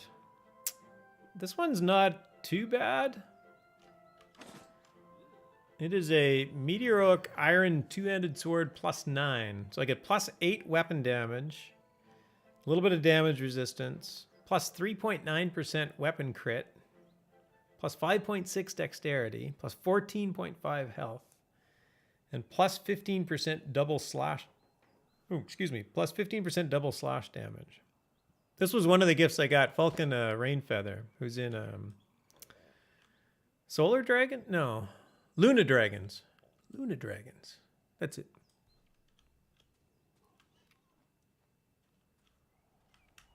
Oh, the grand old boar. All right, so this guy is going to be harder.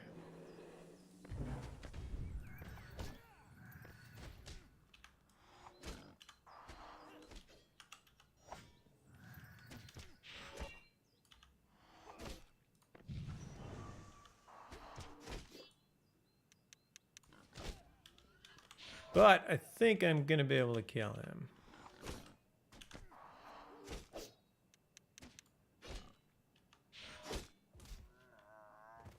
In fact, I did. Oh, wait. I can't tan? I can't do tanning on him? I'm bleeding like crazy. Oh, yeah, now I can. There we go. I got an erotic. I got an erotic thrombus. I don't know what that is, but it's something that I read about somewhere. No, I got an aortic thrombus and an animal hide. That's it.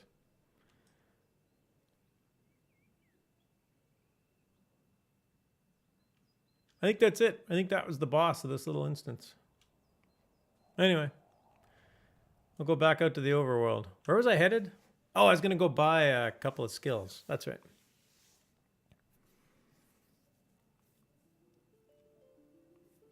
Mama Twinklebird says, I am staying home. Smiley face. Yes. I usually smiley face when I'm staying home too. I'm a bit of a homebody. It's easy.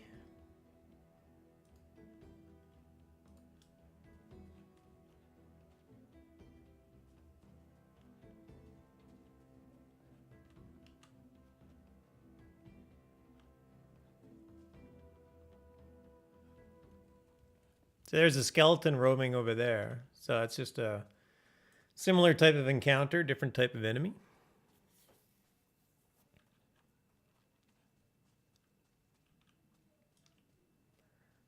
Well, if I stay on the road, I go faster. Oh, and I can use sprint here now. Except I'm not very good at casting sprint.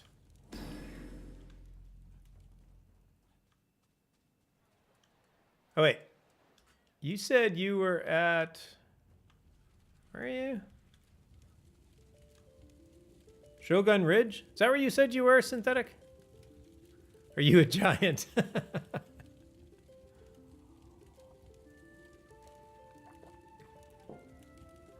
Oh, we got like meetups happening on chat now. This is awesome.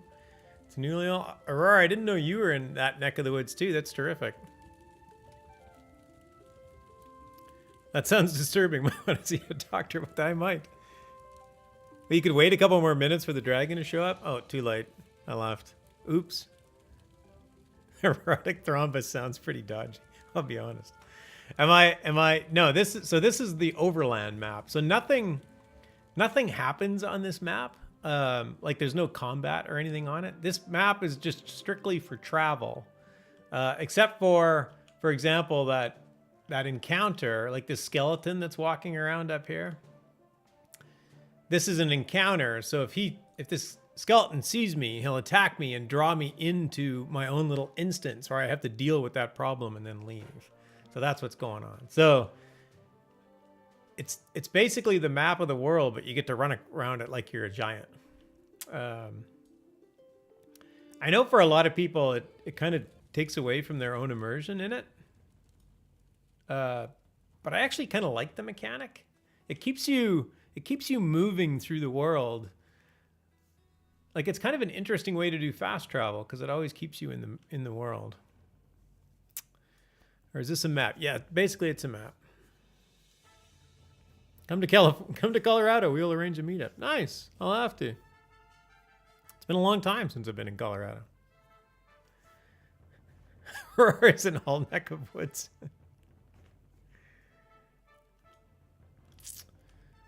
Oh, hey, there's Christoph. Hello.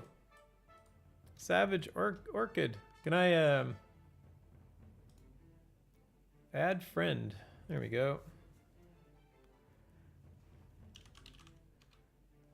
Oh, another thing about this game, there's a whole bunch of things that are like account bound, which I'm using that term because it's analogous to what we talk about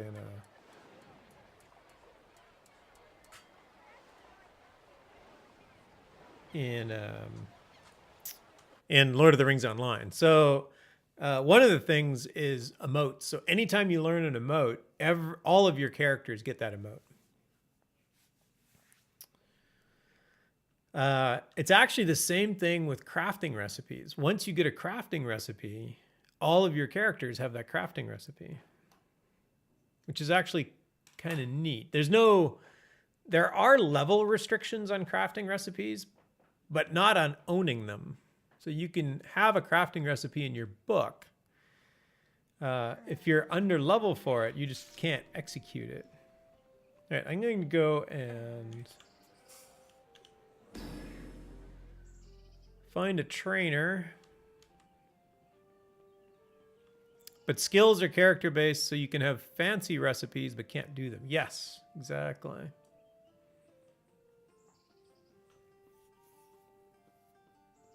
I actually kind of like that. It's because there's, especially for mundane recipes, maybe they could separate it so that mundane recipes are all just shared, so that making a board you don't have to learn how to make a board twice or something like that. But yeah, it's kind of cool. Anyway, my goal is to get this Ice Fist and start my water training. This is the trainer. No, that is the town crier. Sorry, friend. I didn't want to talk to you. Where's the trainer? Oh, right here. And your virtues are tied to all three, so you can't be a good guy and a bad guy in the same account. They share virtues. Yeah, there are virtues in the game, and your virtues will affect how certain people treat you. So if you're honest throughout the game or compassionate throughout the game, then all your characters share that trait. Yes, I want Ice Fist.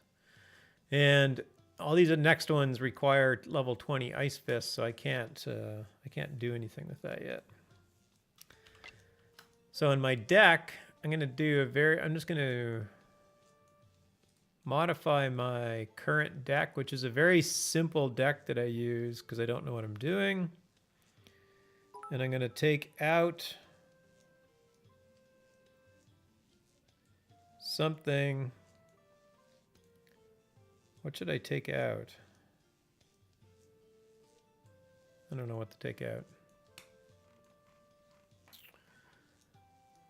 Synthetic says, sleep time for me. Cheers, might have a good stream. Cheers, 50. Thanks for the bit, Synthetic. And thank you for all the advice and the help and the gear. That was very kind. It was very nice meeting you. Have a great sleep and take care. Use charity. That's a good idea. I haven't been paying attention to that charity thing at all. I've been busy.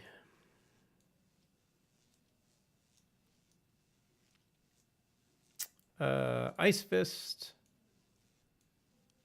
Here, we'll just drop it in here. And now that is a skill I can use in combat.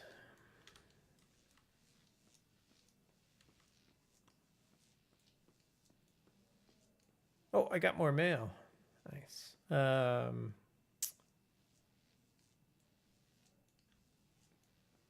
Okay, there's a crafting trainer. I don't know if there's a special fishing trainer or not. Some of the training, as you get deeper into these trees, the training can get harder and harder. So for example, I know that on the fire tree, There's a fire elemental. Where is it? It's way down here at the bottom. So this one on the fire tree, way down here, summon fire elemental, actually requires a quest.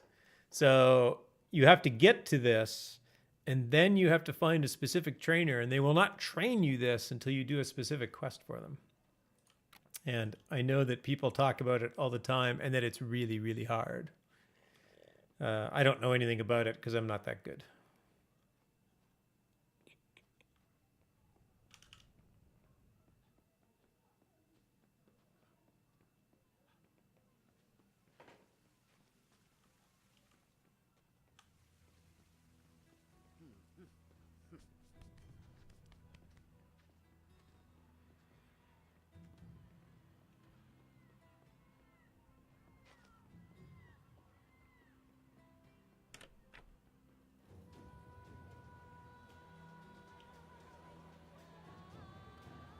And I believe there's a trainer over here. There's a public vendor. I don't know if people... Which is basically the auction house. It's a global buy-sell exchange. So this is just stuff that people put up for sale.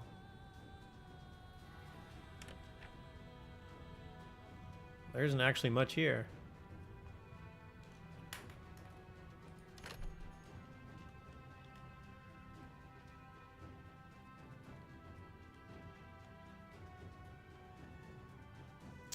Crafting trainer, will you teach me fishing? No, you will not.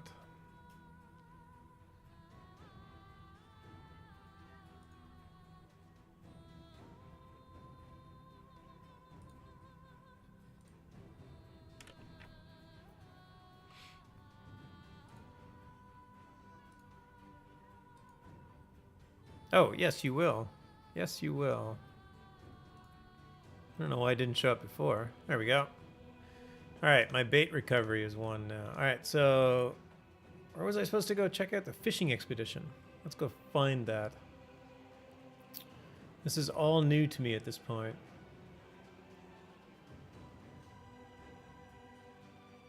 But there was a boat in...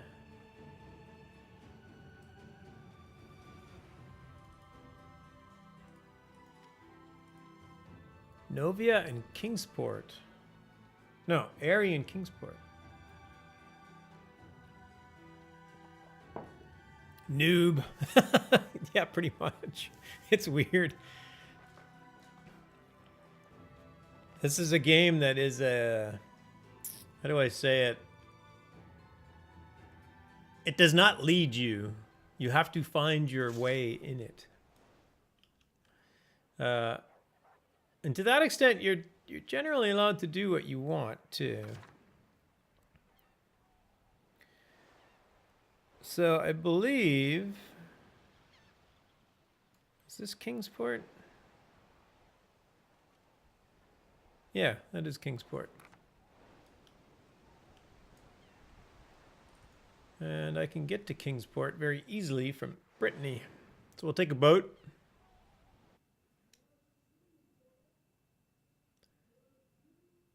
Boats are instantaneous.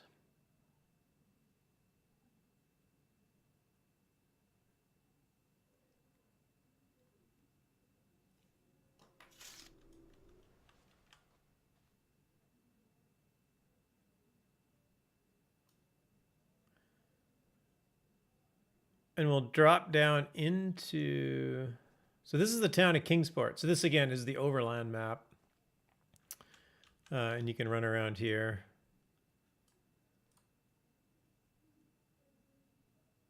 And then I can drop into Kingsport. So I basically end up just loading this zone in.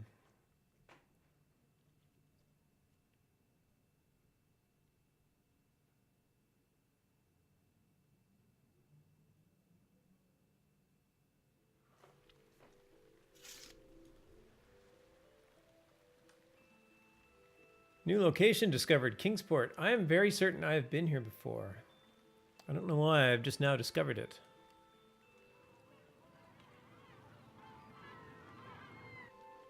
All right, I'm looking for a boat.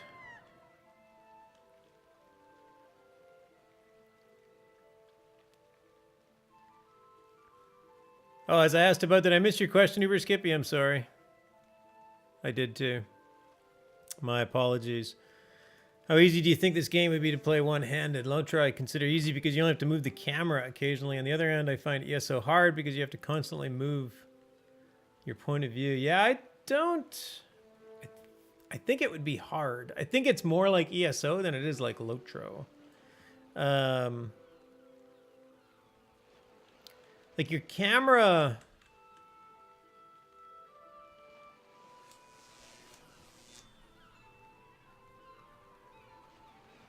So there's a... there's another mode to the game. I always play mouse mode so that to move my camera, I hold down the right mouse button and move it. Move my mouse. And that's how I move my camera.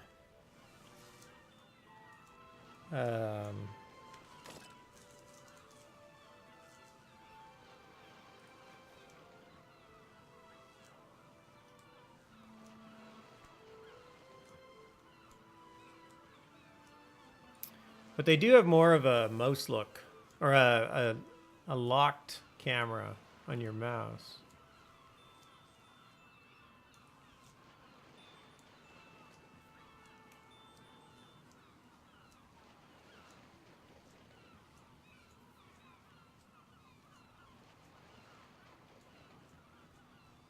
When you attack, you just attack things in front of you. Well, I'll quite often click on things so that I know which things I have selected. You don't actually have to select something to attack it. You basically just attack things in front of you. And then the game tries to channel your skills to whatever you're pointing at as best it can.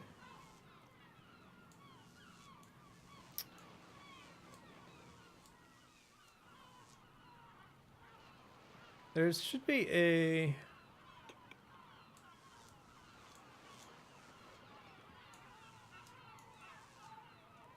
Oh, there's my key bindings.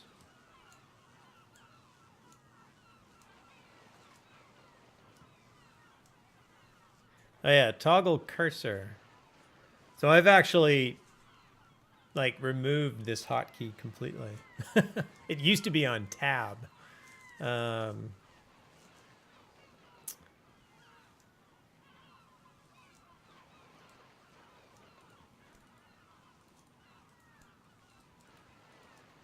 I don't even know how to change it. Can I not change it? Oh, that is not what I meant.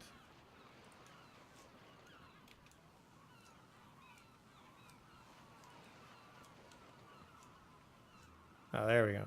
Toggle cursor.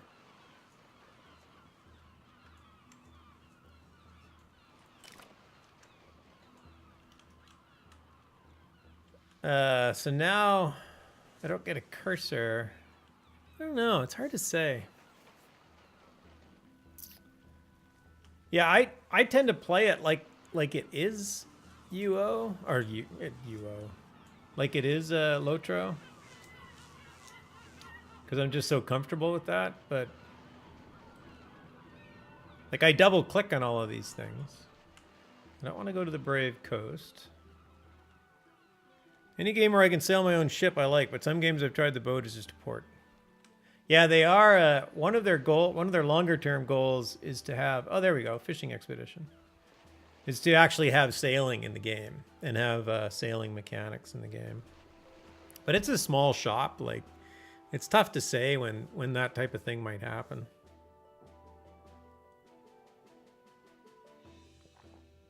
I can't imagine it's easy.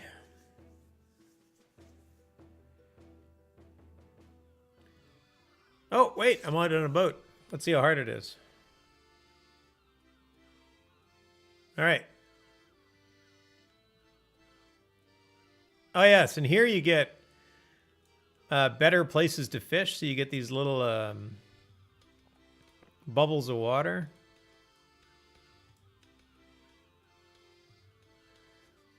So my chance is only 63%. I suspect that's largely because of low skill. Yeah, I'm going to guess that if the initial version, if they ever did any kind of sailing in this game, that the boat would generally not, like it would be fairly flat. Like it would just be kind of a vehicle going across fairly flat water. I can't imagine them doing any big waves or anything like that. Having to do, you know, actual sailing. You'd more like just steer it. But I don't know. It's hard to say what they'd end up with.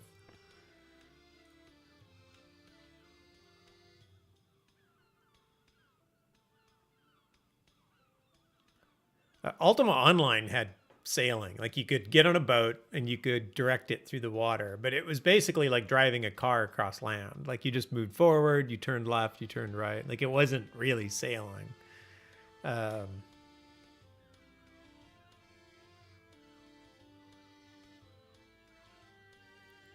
But what was cool is that you could go out and you could find enemies out on sea that you couldn't find anywhere else. And quite often you would get treasure. You could get treasure maps. And then treasure maps actually led you to a treasure chest, which spawned kind of boss fights out in the middle of nowhere. It was a really cool mechanic. And a lot of people really liked the treasure maps and whatnot. I got leather boots. All right, I found some leather boots. Sailing was fun in Assassin's Creed Black Flag, but that's a solo game. Yeah, and that's the other problem. Like if you're moving, like if you've got a container moving people around, like you have to synchronize all that across the network. Like it's a hard piece of technology.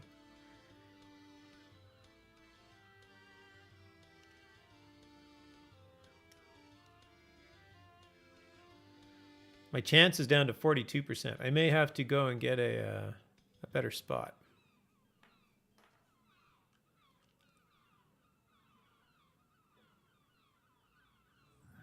I caught nothing. All right, let's go find a better spot.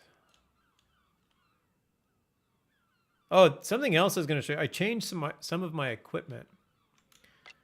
So if I go into my deck, your deck actually has gear associated with it.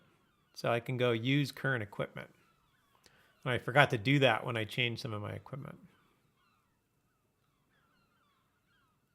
But you can have different equipment for different builds. So when you change decks, for example, you might have a like you could play a paladin where your fight is mostly, or play a paladin where some fights might be mostly melee, but some fights might be mostly magic, and you might want to switch armor and gear for those fights. So when you switch decks, you can actually switch out. You can switch out gear as well. There's a fishing spot down there.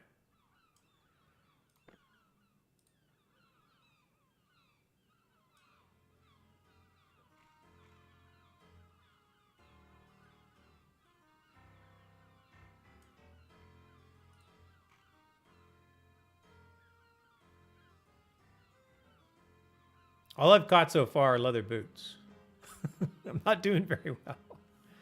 I don't think they're very good leather boots either. I suspect they're not. No.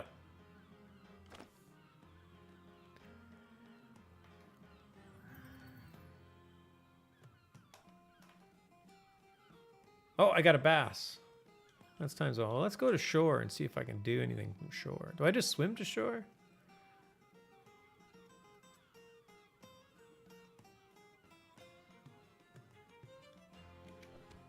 Let's find out.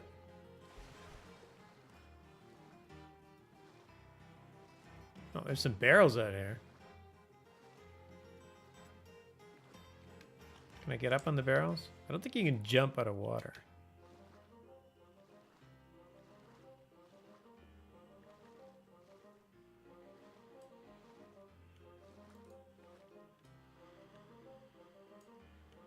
Oh, here's the, I was talking about this earlier. You can actually have radios in the game. So I can turn this radio on to Radio Free Britannica. Britannia.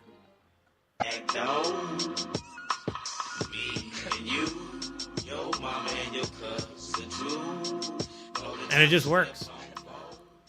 It's the top of the hour, and you're listening to WRFB, Radio Free Britannia, Deltona, Florida. It just works. Anyway, yeah, the radios just work. and the funny thing is that if I turn this radio on and there's another player here, they'll hear it too.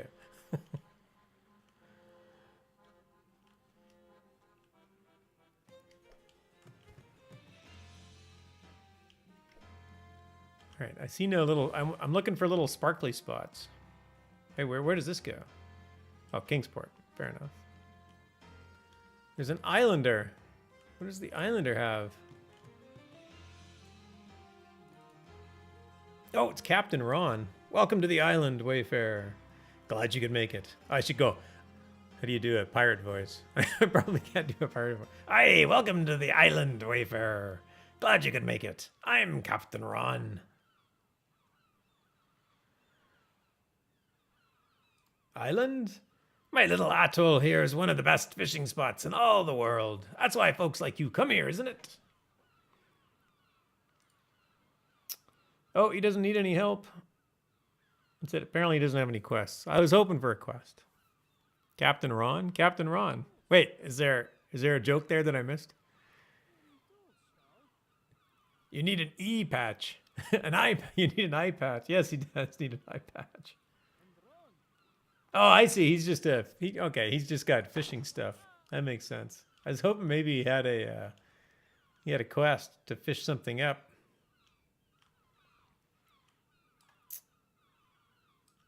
Oh, I don't think I can steal this stuff. I can't.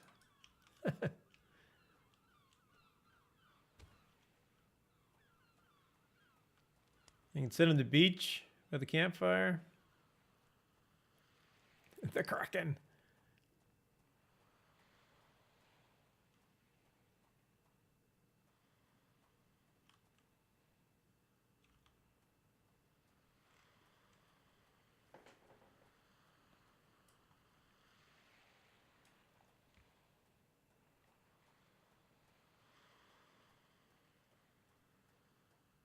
Oh, there's some black pearls. Well, more. Oh, no, I can't harvest them. That's usually a harvesting node, but I cannot.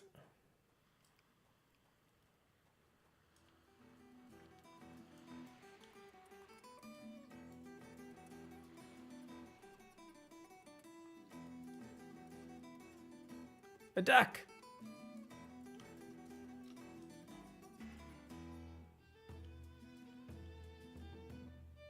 Run, duck, run. Not that I'm gonna harm you.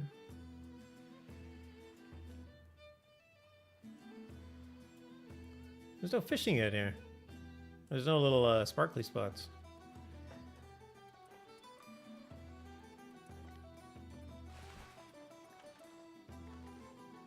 This is out in the middle of the ocean, though.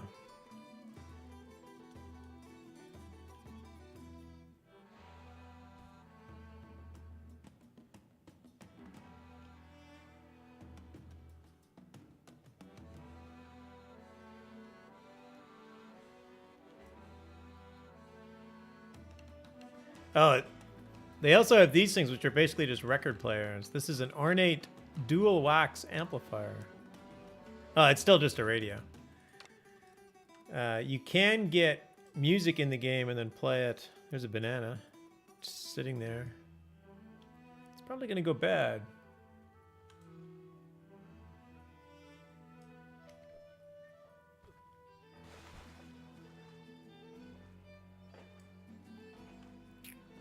Well, the only fishing spots I found were off this boat.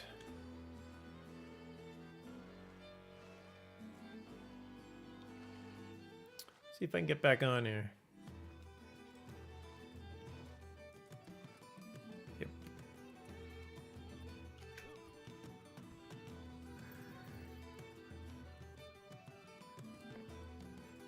Oh, I can't reach. I can't reach that spot.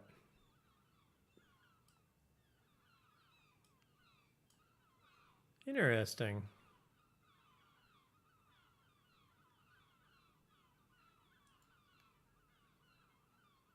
Huh.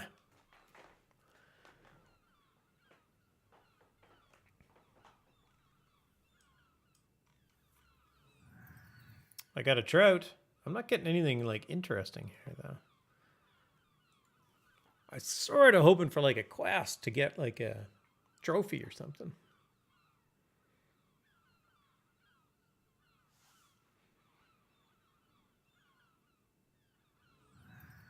I got a salmon.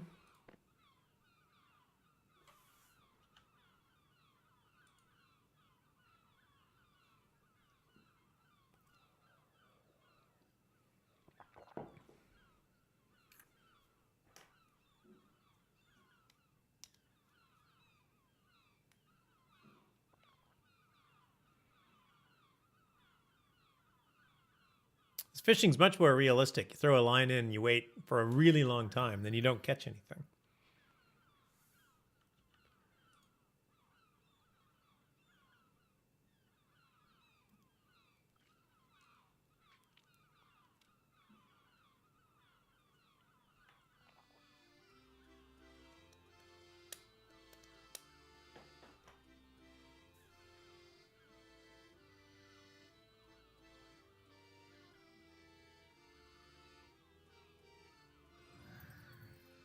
And I got another salmon. Well, this is a neat little area. I don't know if there's anything special going on out here, though. It just seems like regular fishing. I suppose it's a community fishing spot, so...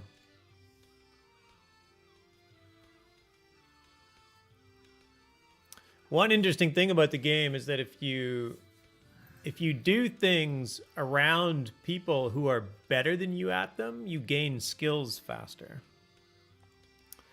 So for example, and I think there's a minimum. So I think once a player has like level 100 in something, which is typically what they call like a GM, Grandmaster skill level. And then like it doesn't matter if it's carpentry, then when you go and do carpentry around them, you'll gain skills faster to catch up to them. I don't know if that's also true for combat. I think it is. Sharing is caring. Yeah, exactly. Yeah, it's a neat little mechanic. It's kind of cool. But there's people that will do regular events, like community events, where they invite you over to basically say, you know, I have the equipment, come over and do carpentry with me and you'll gain skills faster because I'm a GM. So they'll just have regular days of it.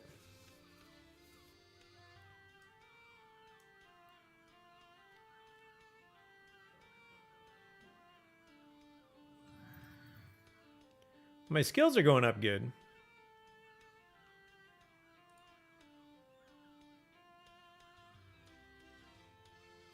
Yeah, it is interesting, Aurora. And I really like community thing. Like I love these games that are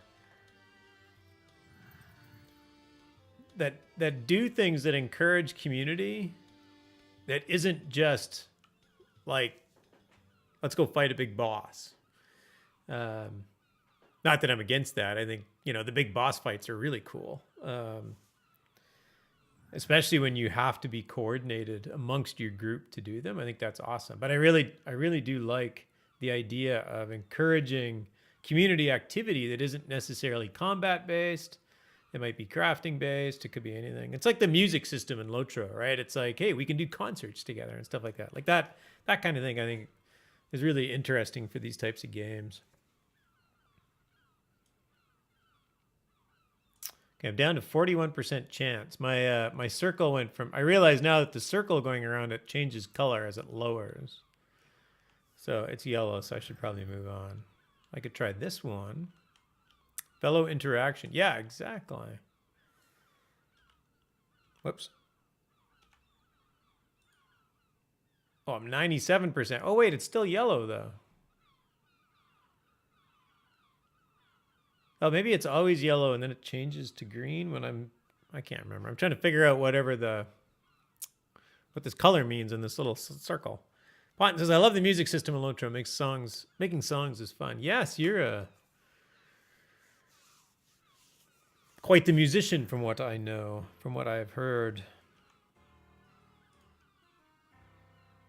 I'm sure I've probably seen one of your concerts, but I may not have, honestly.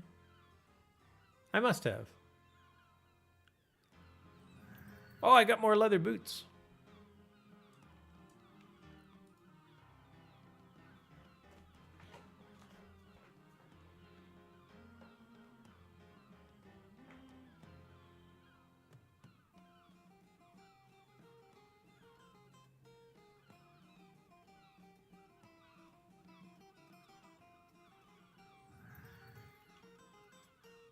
Oh, there's actually fish going through the water. I don't think I noticed that before.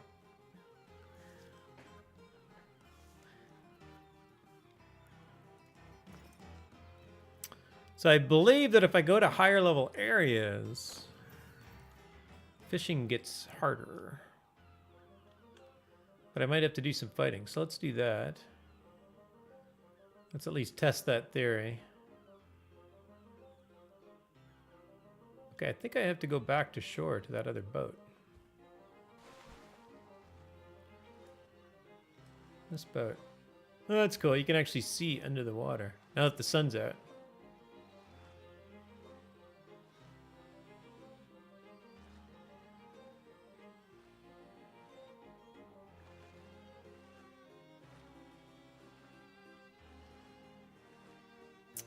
I'm not a big water person myself, but I have very good friends that both sail and scuba. So I have done a fast travel sailboat is nearby. Yes, it is. I have done I've done sailing. We did several years ago. We did the British Virgin Islands, so we got to do a lot of snorkeling. The shallow sea is an amazingly beautiful part of the earth. It is cool looking, yeah, for sure.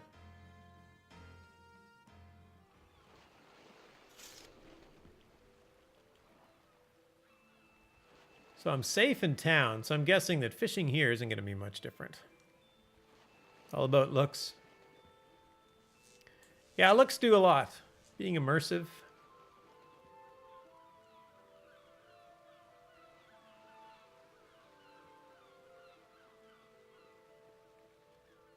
Oh, it said I just discovered. I'm pretty sure I've talked to this guy before. Every town crier is a... You get 100 gold if you talk to a town crier for the first time.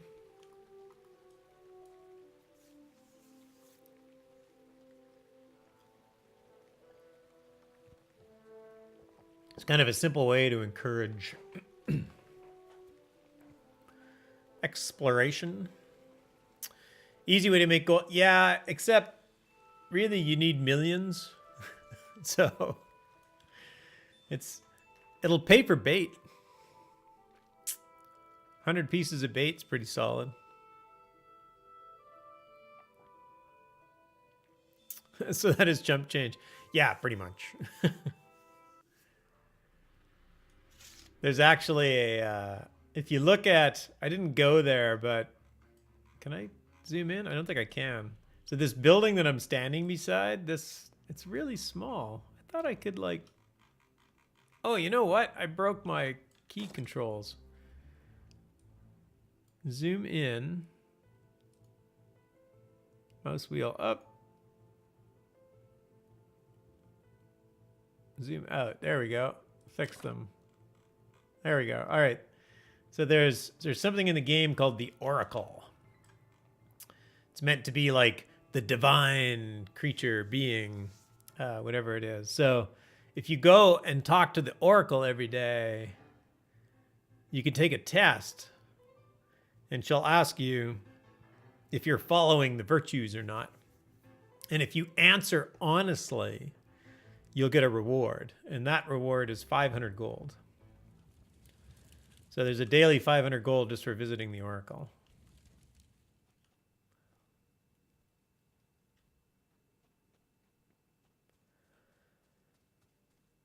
Actually, I'm gonna go. I'm not familiar with this little island that I'm on. I'm gonna go back to the back to Novia.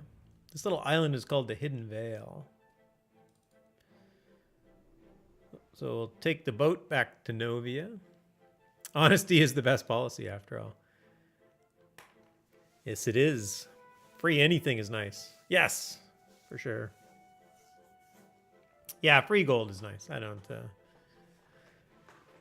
Even better, the town crier, I think, is now the stable master. So they didn't want to do fast travel in the game, but eventually they gave in. Fast travel is just far too convenient for players. Like, I realize it's unrealistic, but it's just so nice to be able to quickly travel somewhere.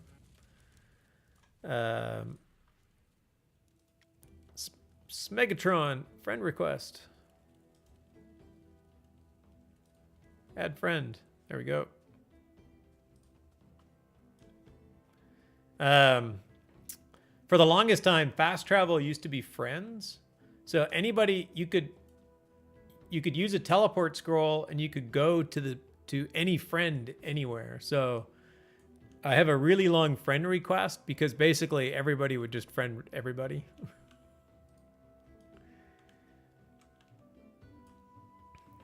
Oh, hard hit. You can't do honesty, or you just can't do best policies. You're born to be dishonest. I don't believe that.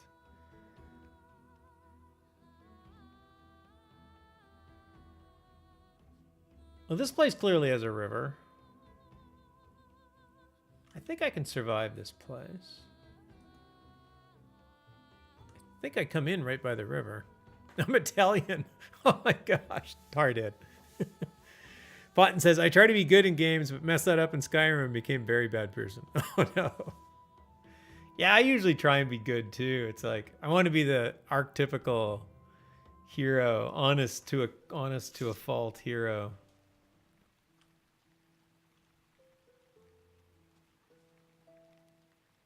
All right. These are going to be bad guys and are going to attack me. Oh, starting with these two.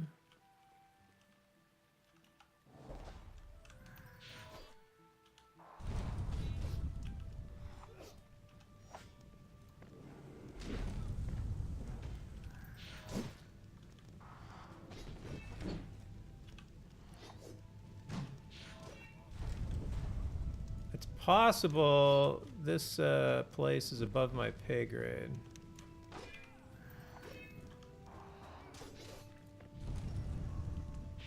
Even with all that great new gear I just got.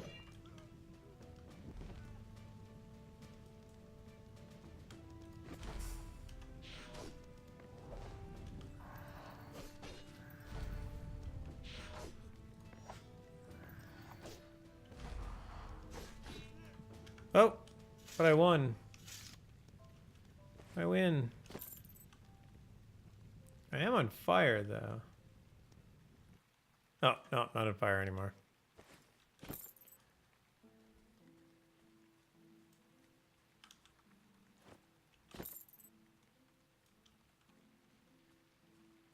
thought I was right by I guess this bridge is the river, isn't it?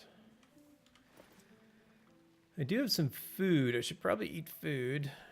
Food is very important in this game, although my food isn't great.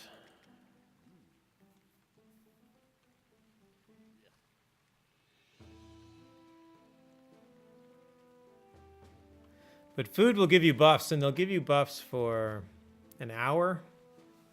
A lot of the things that give you buffs will give you buffs for a very long time. Some buffs are 10 hours.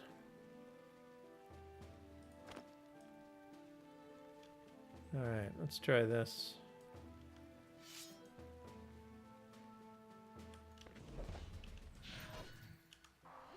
I'll just hit this guy right in the back before we even start.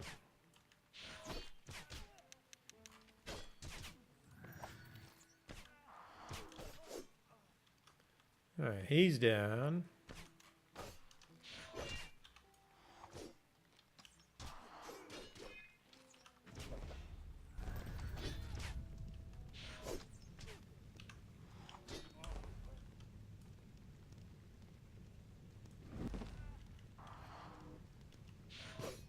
I'm not finding this river. Oh, it must be there. guys are attacking me from everywhere.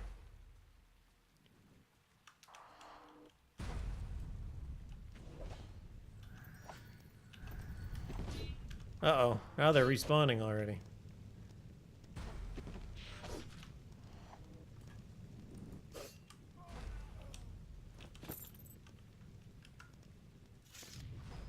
Alright. This zone is not working out very well.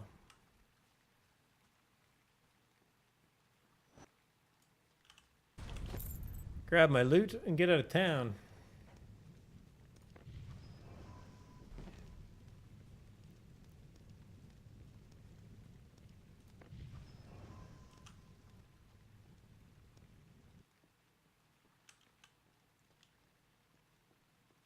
And I never did find the river, and all I wanted to do was fish.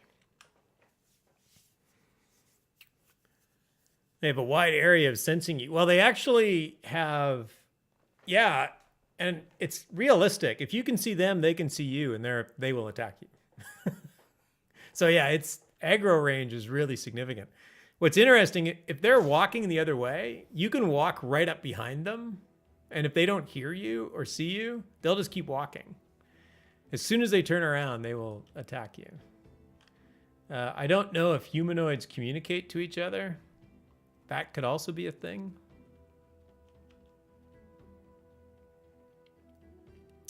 I know one place that has a river.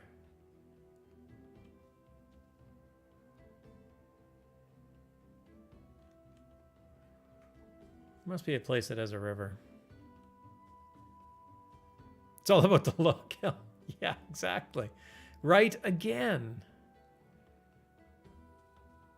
So one of the things they used to have in this game is that the map was divided into 5 areas that were locked by control points. So this wall used to be closed. So you couldn't actually travel on the overworld through this mountain pass.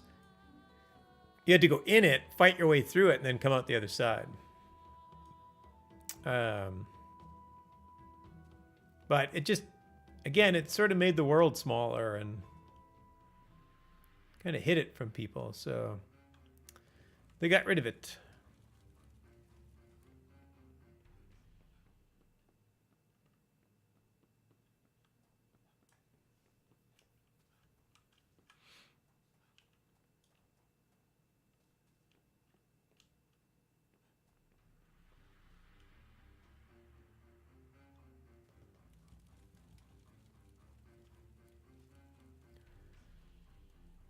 I don't think Highvale has the river. I think the Highvale outskirts have the river. So this is actually a starting area. So this is basically level 0. That might be too easy. But it is beautiful. Actually, I'm going to go and show that off. Let's see if I can find a river and see if something happens. Highvale outskirts is a very cool zone. Scene, I guess they call it.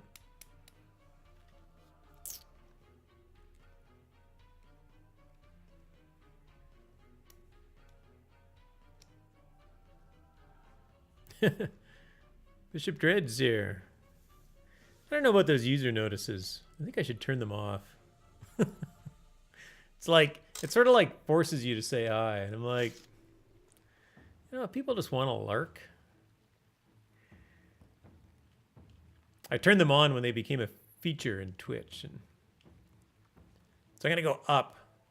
So this is a mountain area, and it's got this mountain monastery on top of it.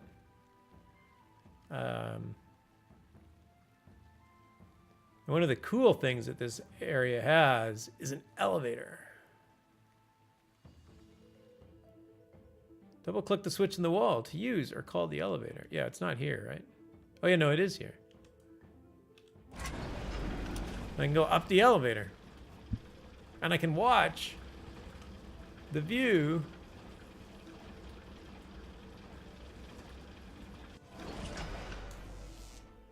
out the back of the elevator. And then we got this little bridge. Remember I said falling kills you? Like that would definitely kill you. And this is the starting area. Like you start here with very little health.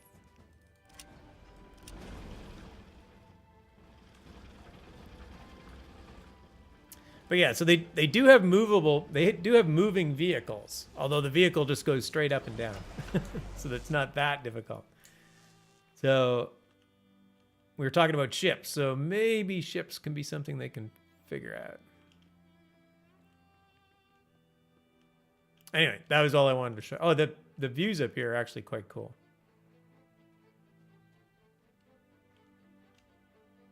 So I go up winding stairs, get dizzy.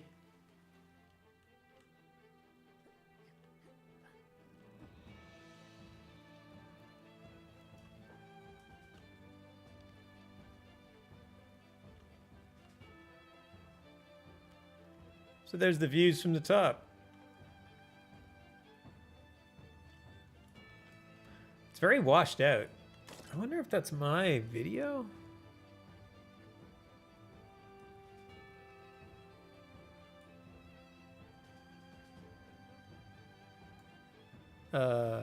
No. I could turn down the brightness for sure. I probably turned up the brightness to counter off the dark night or something. I don't know. I was telling people before that when you do combat, you gain in skill when you just use a skill. So these practice dummies count. So I can just sit here and hit this practice dummy and level up my ice fist.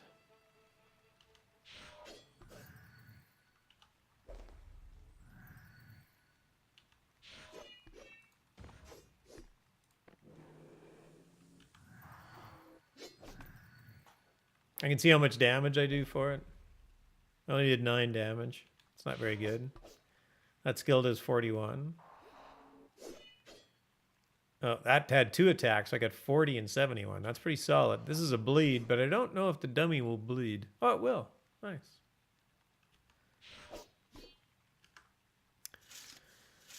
I've never played this game before. Is it good? Well, I haven't played it in several months. I kind of fell out of it. So let me try and sell it to you. And if that doesn't work, you'll have to maybe find a better streamer of it. So I haven't played a lot of it. So it's this game is very open. Like it does not really tell you what to do next. You sort of have to figure it out. So there's a few things that are pretty cool in it. It doesn't have a typical class when you play it. So you don't jump in and go, I want to be a mage, or I want to be like, there's no paladin, or there's no hunter, or ranger, I guess would be a classic name for that. Things like that. So you jump in and you just sort of do whatever you want to do, and you'll earn skills that way. The downside to that is that you never really know if you're doing it right. Like you never really get this sense of, oh, I got this figured out, I'm doing it right. So that can be hard. The game, I know, can be a bit of a grind. And I don't really do grinds, which is why I'm not very good at the game. So when you earn, I got fishing up here on my skill, but if I go back to adventuring and I look at like my swords, so these are all the sword skills that I have, and they're slowly going up. Like I have bladed combat is at 81, which is pretty good for the level that I am. I just started Black Desert Online, and it's really grindy, sounds similar. I'm not sure this is that grindy. I have not played Black Desert Online, but from what I understand, it is seriously grindy.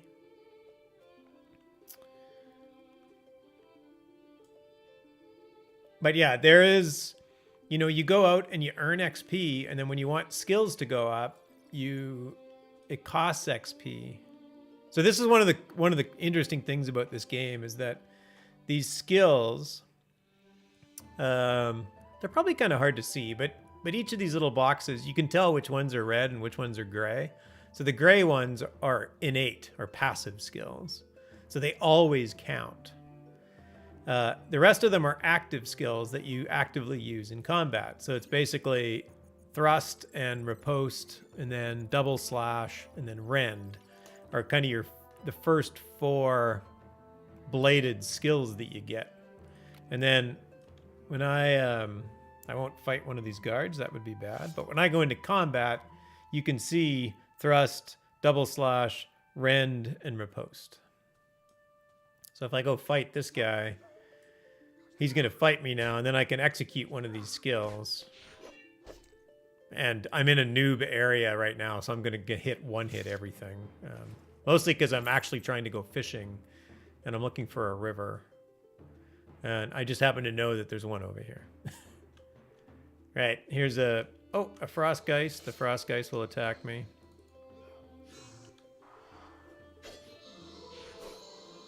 And I killed him.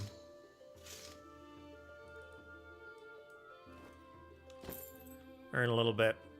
So, you know, it's very open. The class system, everything is very open. This caiman or alligator is fighting this ice bear, so mobs will fight each other. The game is largely more about community building than it is about anything else. There's grouping up. You know, it's a decent game, and I still think it needs quite a bit of polish, and they're still working on it. And every month they have a new release, and every month I feel it gets a little bit better. I haven't played it a lot in the last few months, so I'm really just getting reacquainted with it again. Oh, this caiman is now after me. Apparently the caiman won against the ice bear. No problem, I'm a Twinklebird. But, you know, you fight mobs and you skin them. There's tons of crafting in the game. So if you're into crafting, apparently I have meticulous collection. There we go. I got a whole bunch of hides from that guy. Nice.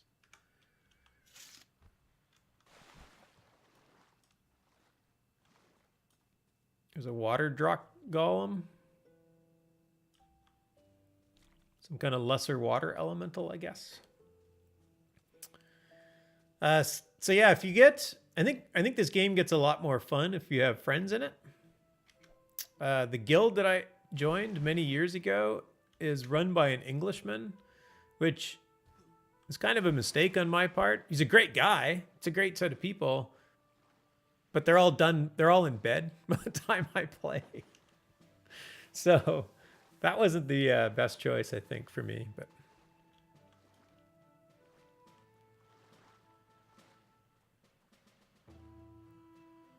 I'm looking for a fishing spot. Fishing spots are denoted by little bubbles. I guess the fish breathe or something. Oh, this caiman's probably going to attack me. Yep. Oh, I didn't one-shot him? What? Oh, I think I'm getting attacked here too.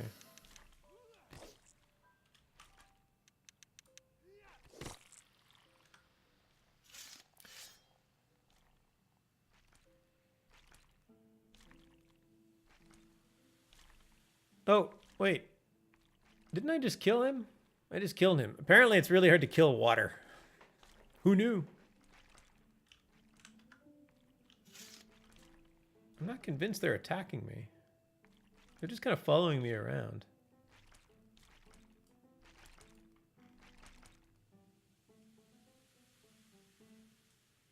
Apparently I have pets.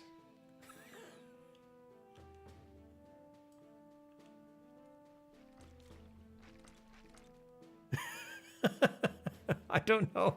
This is kind of disturbing. It is a bit odd. It's like, I'm thinking in Lotro of like the lamphron, the lights, or the little buzzing insects.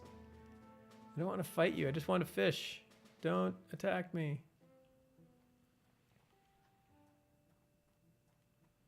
Now, the obsidian elf is going to attack me.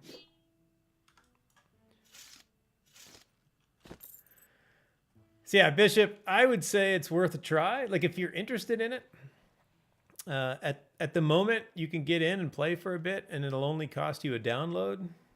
There are quests, like there is a story to go through, a story that I really need to restart and go through properly.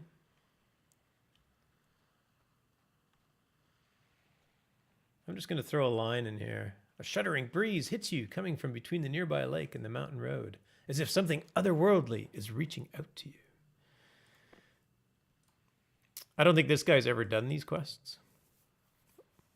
Okay, I'll give it a shot. I'm looking for a long-term game. Just finished Star Wars: The Old Republic. Nice. Yeah, the other game that I mainly play is Lord of the Rings Online, which is a great game.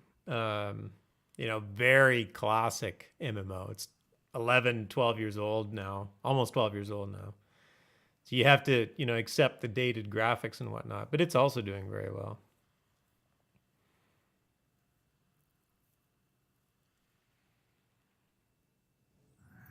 Cloth gloves ×1. I am gaining skill here, but... Oh, I got a peacock bass. I wonder if a peacock bass is another trophy fish.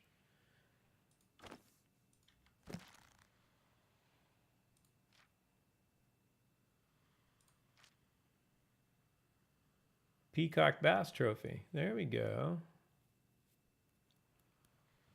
I think it is. All right. I caught a trophy fish.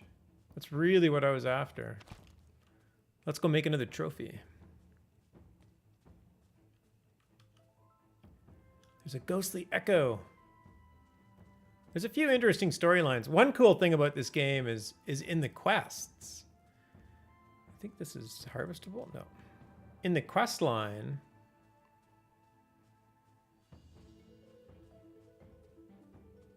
oh, I should also add that the game has it's scene based, so you come into and go out of scenes. Like you zone. So you go to a loading zone. I know that drives some people nuts, so I have to throw that out there, just in case that drives you nuts. It's not like a huge open world. I gotta go find this. Is this guy gonna attack me? No. The ice bear does not care about me. The wolves might.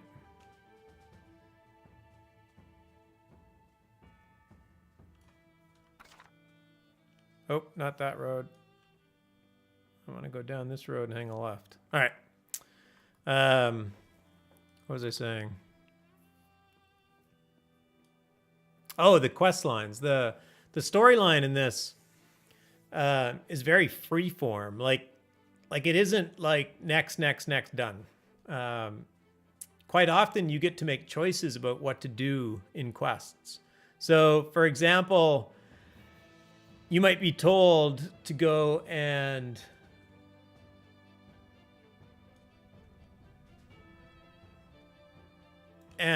settle an unpaid bill, right? And when you get to the person who owes somebody money, you might find out that they're really poor and they a whole bunch of bad things just happen to them. And you can decide at that point, it's like, you know what? I'm not going to ask you for the money because you really can't afford it. So that's a choice. And you can just move the quest forward by saying, I'm not going to make you give me this money. Even you're the one holding the sword. I'm not going to make you give you this money. And instead, what you could do, you might go back to the quest giver and tell the quest giver, you should just forgive this debt because this person's really hard off and that's what you should do. Or you might have the option to actually just pay for it yourself. Right? And how you act in the game, how you complete quests actually affects your character and kind of how your character is seen in the world by other NPCs and whatnot. It's called the virtues. So if you're familiar with like Ultima games from the past, it's the same kind of thing that Gary had always likes to do around the idea of virtues and how people act and behave. And quite often the the choices are not obvious. Oh, I don't want to fight this bandit. I just want to go home. I'll just run around the bandit.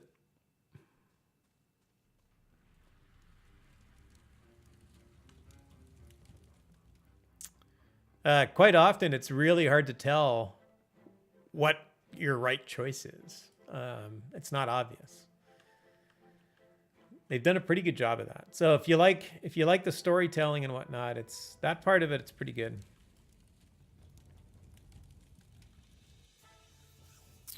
Our town is currently besieged by bad guys, but I'm just going to run around them because I do not want to fight bad guys right now. I do feel comfortable in the game again, though, even after just a couple hours. I don't think I'm a very good combatant yet, but at the very least, I think I sort of know what I'm doing again, which is nice. Yeah, and as for getting a long-term game, I think, generally this could be a long-term game where you put in a lot of hours a week, or it could be a long-term game where it's much more casual. There's not a lot of monetary, there's not a lot of, you don't have to buy a lot of things to make things happen in the game. Some things are really expensive, like housing. Oh, I got a sword. Thank you, Synthetic Christoph Reese. I guess I should have taken that before I went out fighting.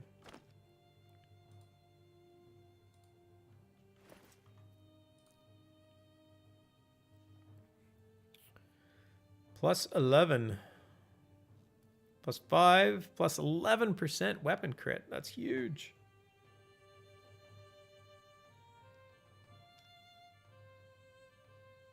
Plus 15% coup de grace damage. I guess I have to go and get coup de grace. It's way down here. I haven't got it yet. Oh, that's awesome. Okay, I'll equip that. Open up my deck. Modify. And use current equipment. There we go.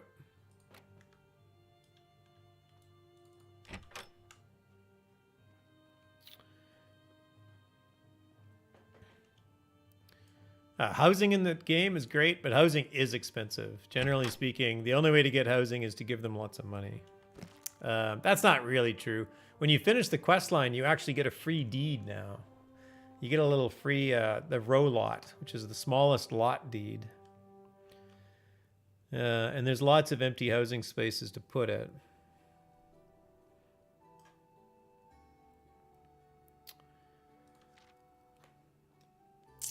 Well, thanks for stopping by, Delarfin. Have a great night. Thanks for dropping in. See you soon.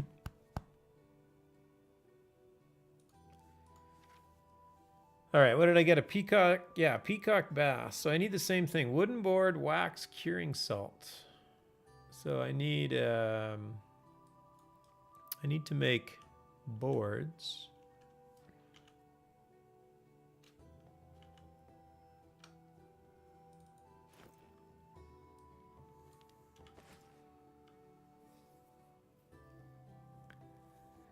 Aurora's out as well. Good night, Aurora. Take care. See you soon. Tanulio's out as well. Everybody's going to bed. It is bedtime.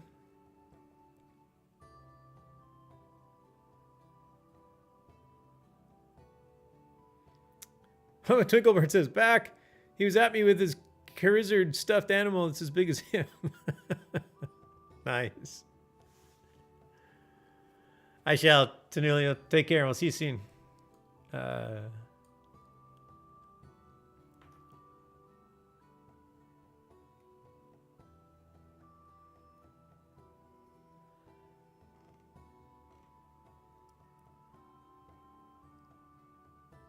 right, there's nothing I need in here. I need wood.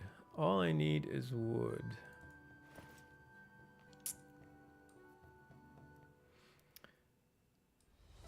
Maple board, maple timber.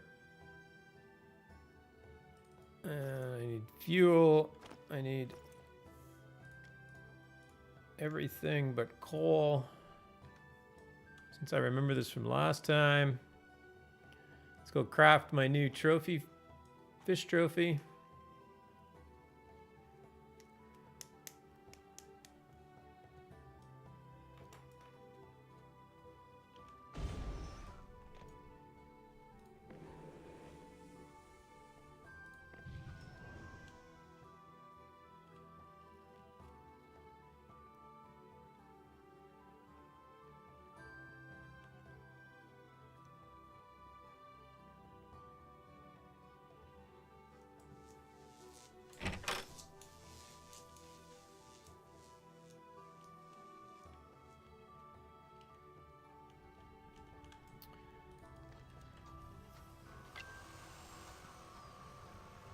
Papa is sleeping. If he wakes him, it's time to run. Well, be careful, Mama Twinklebird. I'll whisper so nobody gets woken up. Oh, wait. I've been accused of ASMR before. I'm not going to whisper. Okay, maple board. I think I just need like 2 of these.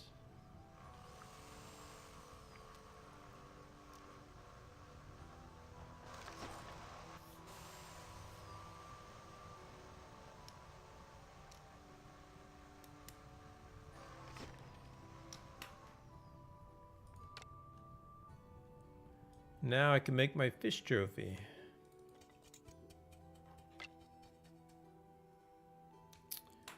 Oh, is it a peacock something? Peacock bass.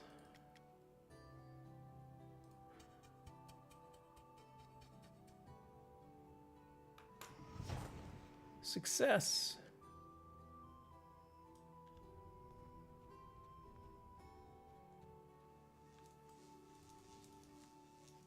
Close the doors behind me. This is also a player house here too. This is one of the bigger ones, but it's not the biggest. So this is the... So I belong to... Baron's Reach is the town. This is a city-sized home. In fact, I think it's the third. It's not even the second biggest. But this is the Bear Tavern. Oh, and there is music in this game too. I wonder if Ponton's still on.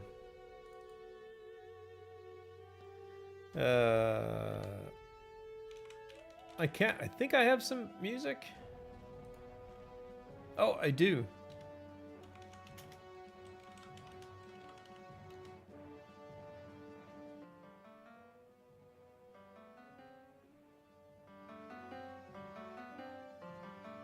You can hardly hear it.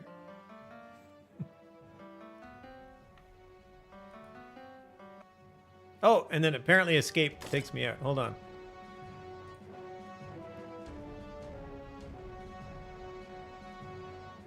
Oh, instruments. Here we go.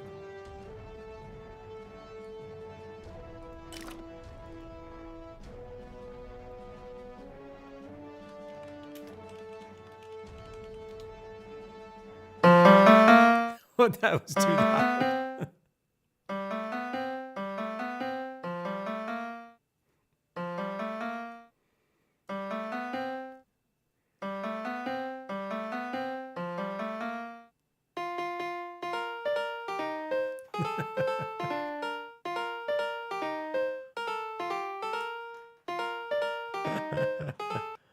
So they have, actually, if you're still here, Ponton, I will show off some of the music they have. They have the grand piano, obviously, and the upright. I definitely got to like work on my audio balance in the game, especially for streaming. I actually have one of the cool things that they did recently. So I actually have a musical instrument equipped. This was a gift. These are frozen bagpipes. So I can play the same thing. And it'll play it on my bagpipes.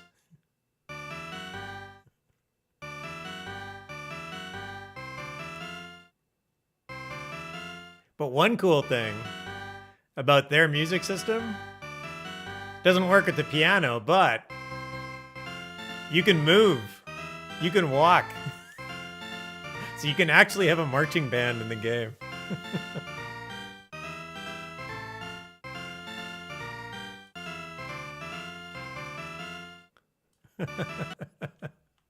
Now that tune is stuck in your head. Unfortunately, I only have 2 songs.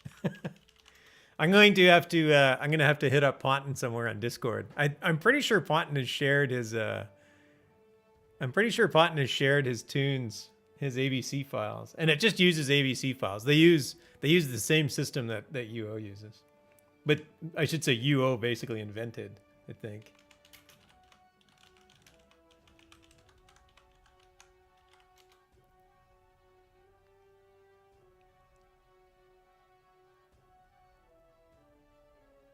Oh, that song was not found. That I spelt it wrong.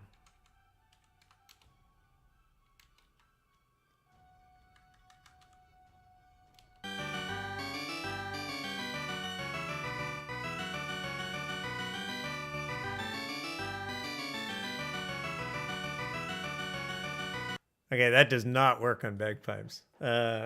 It's supposed to be Eleanor Rigby by the Beatles. Hold on a sec, though. I can let's see if I can pull this off. I do need to get a bunch of songs that are fairly well put together. So I have quite a few instruments. Oh,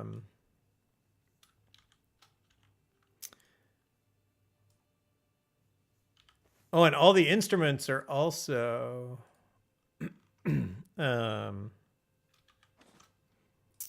all the instruments are also house decorations, so I can just put my frozen bagpipes on the floor, and I can pick up the street organ.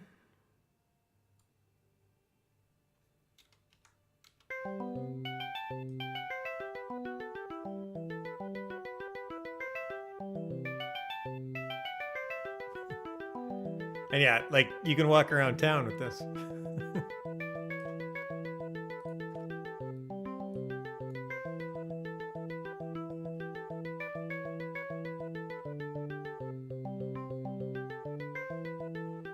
And they do support bands as well. So you can do...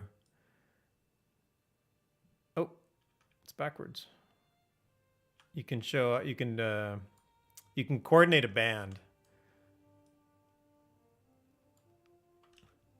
So if you want to do something like the drums, obviously trying to play any kind of melody on a single drum is pretty tough.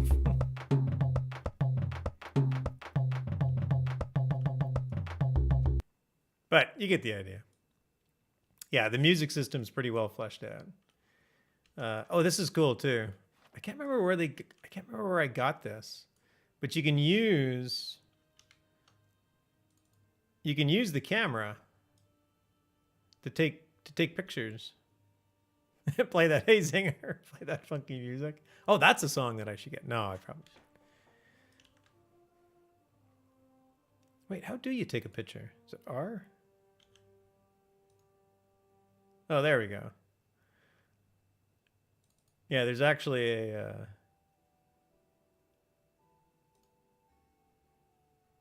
there's actually a flash and everything. Anyway, I thought that was really cool. And I believe it saves it to my screenshots. Does it work via... Yes, it works via ABC files.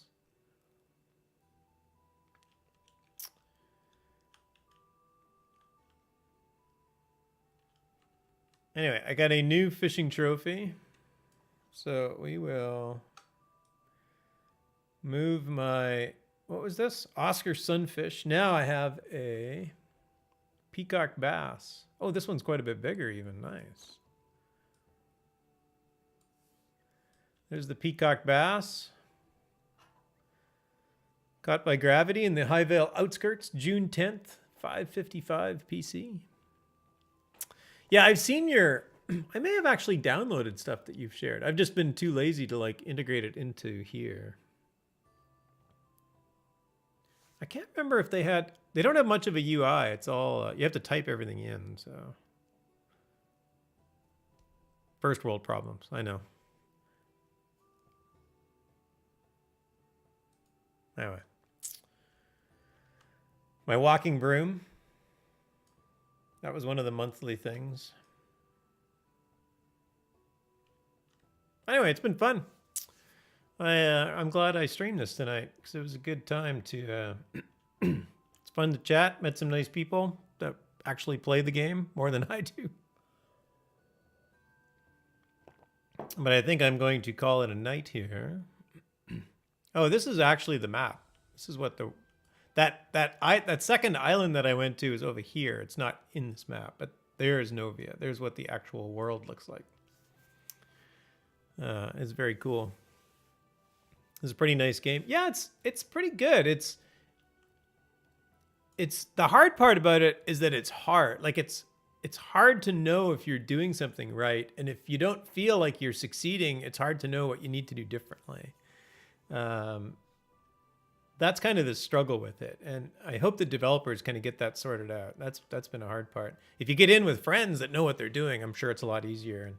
And while I love my kinmates, they don't tend to be up at this time of night, so maybe I should try and find some other people to hang with. But anyways, I'm gonna call it game. Sandbox games can be weird like that. Yeah, exactly, Zinger. It really is kind of a systemic problem. A systemic problem with sandbox games. They tend to be, we're not going to give you any instruction. You have to figure it all out. Yeah, it's hard. Anybody else up playing? Oh my God, SKDX Killer's back. Oh, Freelancer's back. Freelancer. I have never rated Freelancer. We'll have to go do that. Nice. Let's raid Freelancer. All right, thank you everybody. I am on the official Lotro stream tomorrow at 9 p.m. Eastern as usual. For the Lotro fans, hope to see you then. Thank you everybody for stopping by here tonight. Apulu, thanks for the raid.